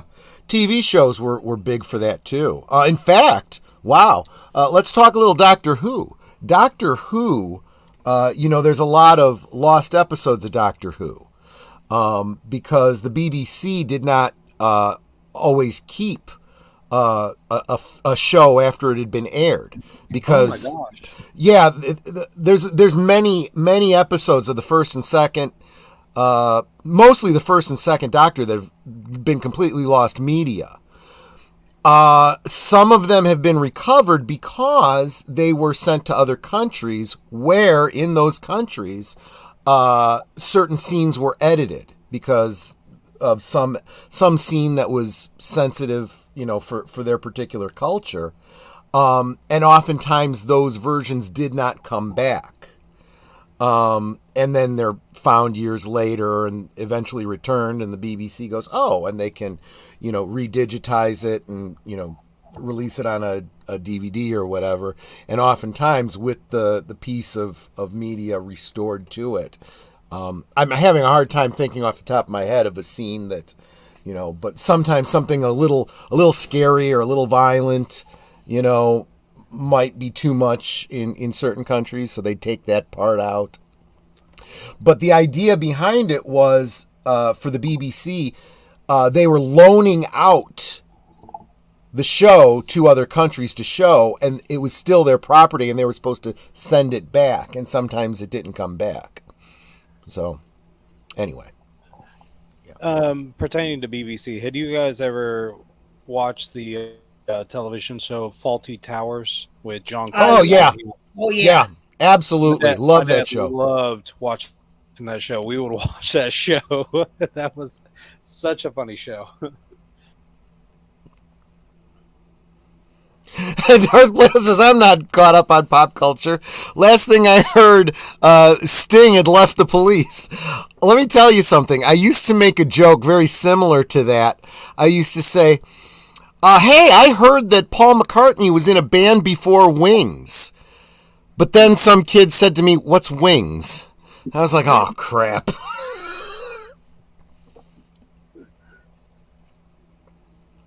And who's Paul McCartney? Yeah. I thought Sting was in that movie. That original. Oh, Dune? Yeah, he was. Yeah, he was. That was a weird casting, but it kind of worked the way they did it. Yeah. I felt that both Sting and Kyle MacLachlan were too old for their roles. I think that's one thing that Denis Villeneuve, however you pronounce that bastard's name, I think that's one thing he got right was the relative age of those characters. One of the positives I'm taking from Dune 2, though, is the fight scene at the end. I think it was done fairly well, considering the fact that everybody knew the actual outcome. Mm-hmm. Yeah. So, I mean, I understand. They were like, well, let's put a little bit of question in there just in case. It was just, I still thought it was well done.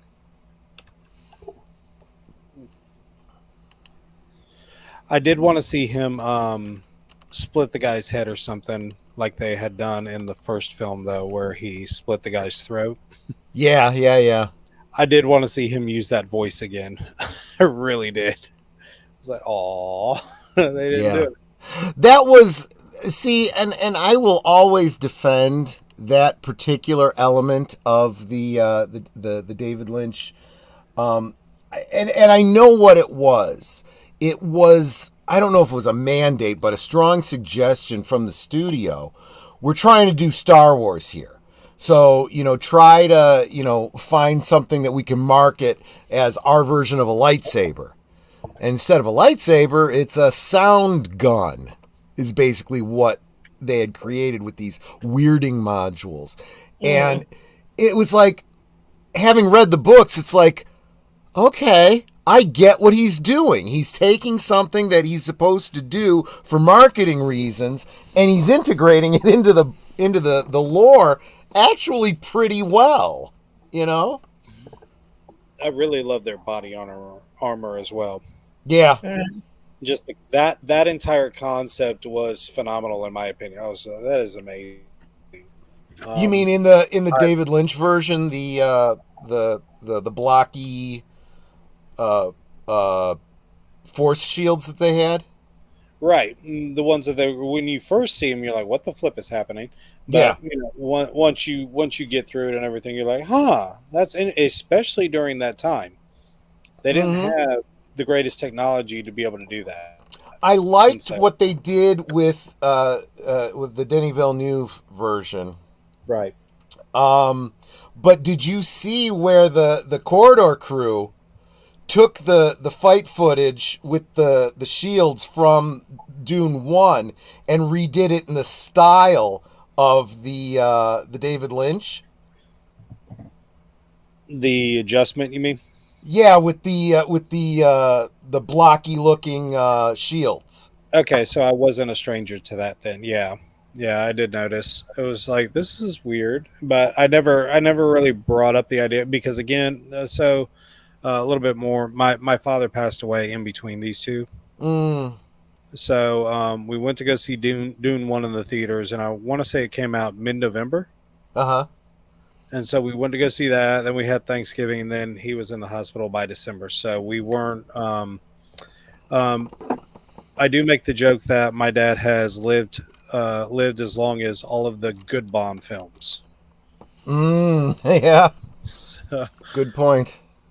But yeah, but we weren't able to go and see Dune 2 together. So as I've seen Dune 2, yeah, I've noticed some things, but I haven't had anybody to talk to about them. So I am going to share this video. It is we gave New Dune, Old Dune VFX by the Corridor crew. Okay. Check this out when you get a chance. There we go. I think you'll get a kick out of it. It's basically taking the fight scene, the training fight that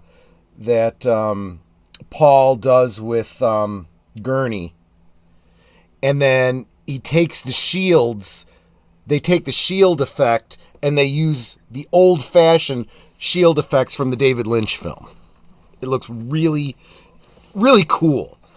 And of course, these guys always talk through what they did and little details that they added to it that, you might have missed otherwise. And it's like, wow, you really put the effort in on this. Those Corridor crew guys, I don't know why they're not working in Hollywood right now. Hollywood's CG kind of sucks these days. And I see then these kids, taking big films and sprucing them up. And it's like, why aren't they working for Hollywood? You got, like I said, I honestly, all right. So I have a buddy that lived out in California, worked as a episode writer for the Smurfs, believe it or not. You mean the old cartoon series? Yeah. Huh. He had moved out there mid 80s, I want to say, possibly before then. And then he had stayed there until the 2000s or whatnot when his parents ended up getting sick. real close friend of my father's, and so I'll call him from time to time. He knows the people out in Hollywood, but as we were discussing about this, why aren't these people doing this? Why aren't these people? Both of us just had the discussion, and it's mainly who you know, and it's been said before, who you know, who got the right friend with the right circumstance, all of it. Mm-hmm. And there is no. It's not about who's the best or who can do it or who can make it efficient. It's simply about we're friends with this person. You're going to give them that job. That is very, very evident from the quality of what we've been seeing coming out these days. But then you also hear the stories, and this certainly doesn't help, where you hear that like Disney is, putting ridiculous restrictions on the CG people, making them redo and redo and redo because they're redoing and redoing scenes. They're going back for reshoot after reshoot and working these people, ridiculous hours, and they're just going, forget it, we quit, And so they're not even getting the best anymore, even if they had access to the best. Yeah, that's also a good point. That's very true. I mean, and all of that kind of, but you're right. I mean, but then again, I don't think nepotism's the right word for it, but effectively, this who knows who, that kind of goes back to old Hollywood. It's always kind of been that way, and I think people know that. Well, it was demonstrated in The Godfather. I mean, we see Robert Downey Jr. explain it, and I you mean think Godfather? Are you talking specifically about the casting in Godfather 3? Oh no, I was talking about the reference made in The Godfather 1 when the actor comes and tells him, "Look, I wanted to get this part in the movie, but because the director lost his squeeze to the star, the guy refused to give him the part until he found the horse in his bed." Right. Okay, I see what you're getting at. Yeah, I thought you might have been talking about the casting of Sofia Coppola in Godfather 3, and I will defend that up and down because that was supposed to have been Winona Ryder, who obviously was the superior choice, and then she bowed out last minute. So bringing in Sofia last minute was a Hail Mary. She was encouraged to bow out the last minute. Well, she had problems. Let's just say, and she would have been the first choice. Winona Ryder, I mean, and Sophia's like, I'll do it, sure, and very quickly realized that acting was not her calling. So she, went on to other things in the entertainment industry. Yeah, the third one never lived up to the first two, and I get it. Most people are not fans because of the length of time, because of how the story develops. And again, I've brought it up various times, and this is one of the biggest points I've ever wanted to make, is that what I've noticed through the years of movie making is that people in the 80s, mid-90s, they knew how to tell stories. And then we get into the CGI era in the mid-90s, because 93 is the first time that we see CGI used in a positive way with Jurassic Park. Yeah. And then film producers begin to notice that they can use the CGI technology. They want to play with it. They want to start making. So we have this suffering of slow-mo, CGI, made-up things. And so it looks, it makes the movies look a lot cheaper. It makes the movie and the storytelling a lot worse. And so when you get into the mid-2000s, a lot of times I don't hold a massive, fire to that movie, because it's just like, well, these people didn't really know what they were doing at this time. Where you have Guy Ritchie, you have Christopher Nolan come onto the scene, you have Ridley Scott come in, and these people again start learning how to tell stories. And I really want to say that Batman Begins really brought a realistic element that movies were missing in between 2000 and 2010. You know, Yeah. and so with that, you begin to see realism a lot more in the movies, and CGI being used a little bit better. And so, yeah, it's the trajectory at which the movies were going that they had to correct themselves. And so One of yeah, the things speaking of Christopher Nolan, one of the things I was talking about when we did a watch party of Dunkirk was how he is so averse to using any kind of CG that I feel like he shoots himself in the foot.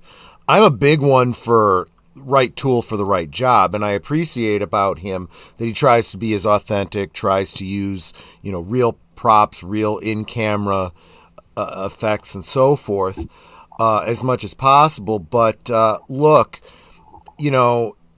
don't don't try to fix a car without, ever touching a breaker bar, for example. I mean, there are certain tools that at some point you will need. Don't use it for everything, right. but don't keep any tool out of your toolbox.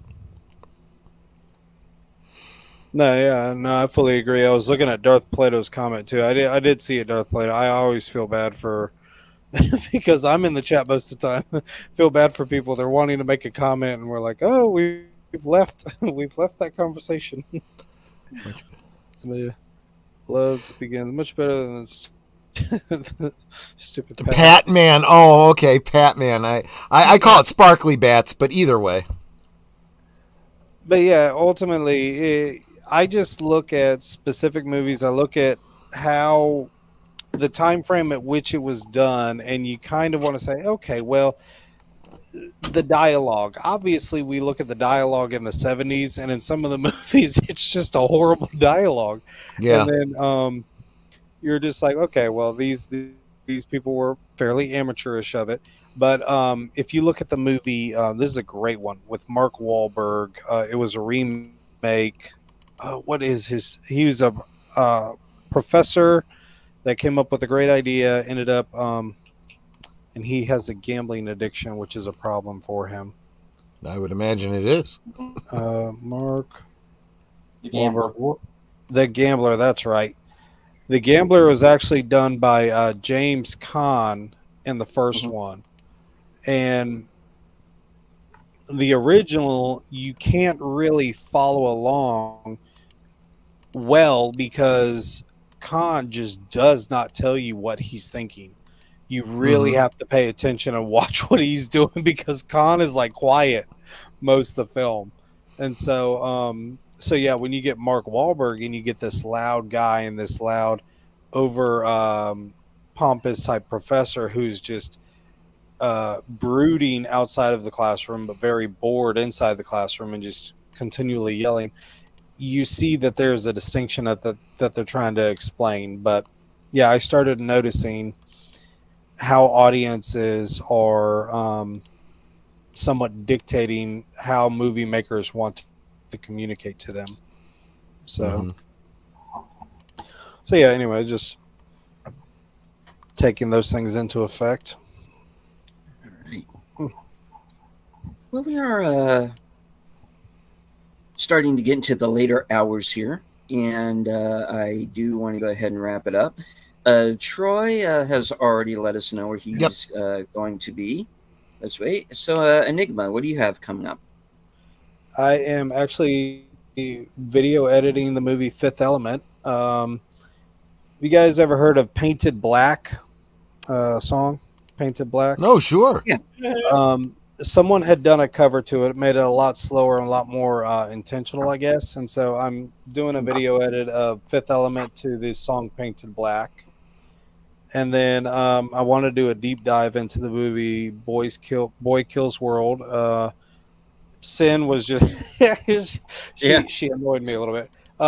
Sin does not like a specific message at the end, so it's kind of like, all right, now it's my mission to show you. So I would like to do a deep dive to Boy Kills World, as well as a movie called Silence that our Midnight Blogger has done.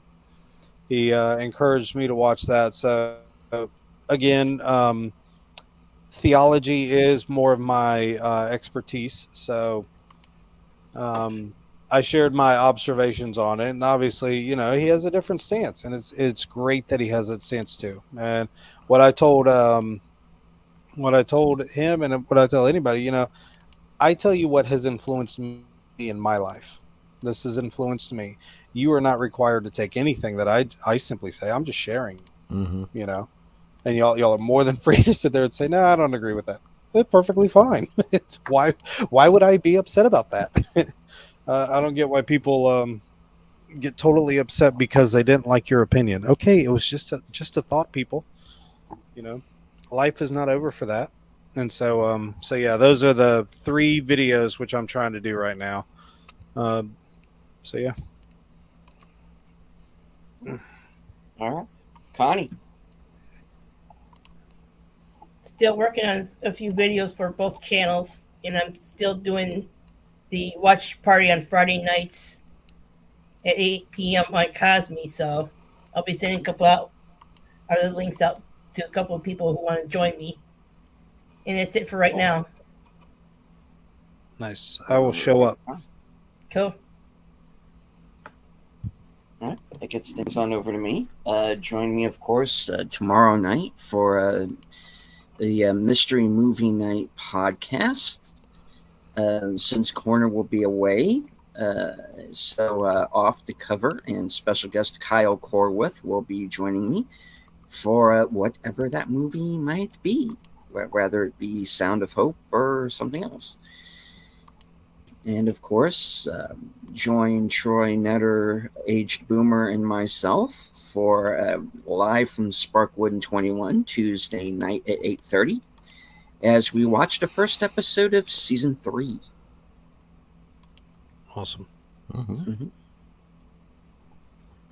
I really just want to thank you guys for allowing me to come and share and talk. It's really awesome from you guys.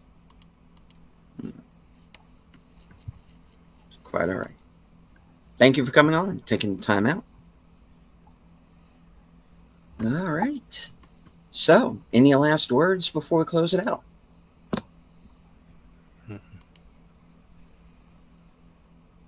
Nope. Thanks, everybody. everyone on It's the been a next lot of stream. fun. Thank you. All righty.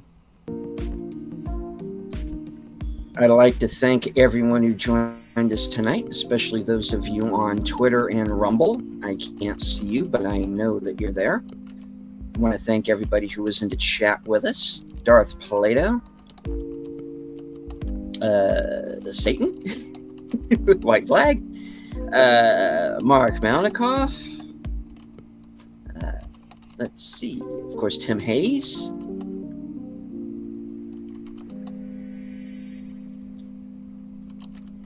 Let me scroll up here. I don't want to miss anybody. Philip Blair. Shashi, Off the Cover.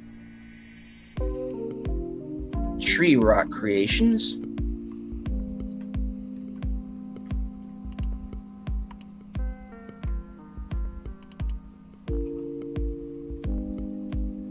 E. Clay Thomason. JPRPH1. All right, and I think that was everybody.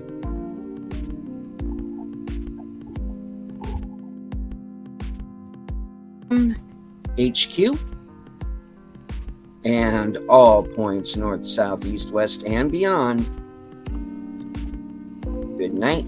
Take care. Stay strong, because this is how we win.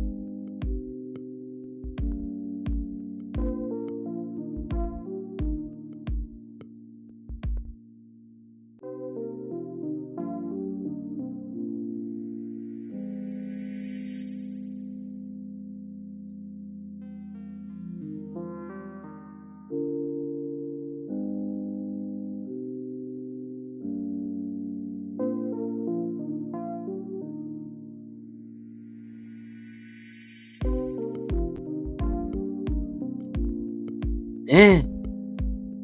Well, I guess that's the end of the show. Let's see. Apparently, we had more than 30 people who watched the show from beginning to end, so thank you all. Seems that deleted fella forgot to bring me up, so from your old pal Eddie, good night.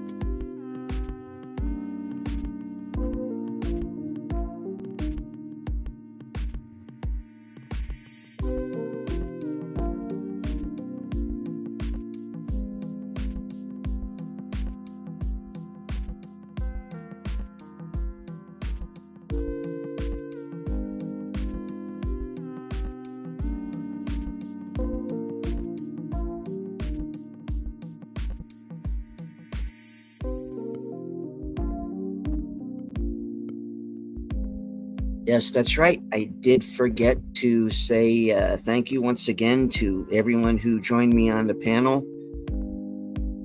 Troy and Netters, Connie, Enigma Severus, the tired midnight blogger himself, Curtis Selby, Outlaw Bill.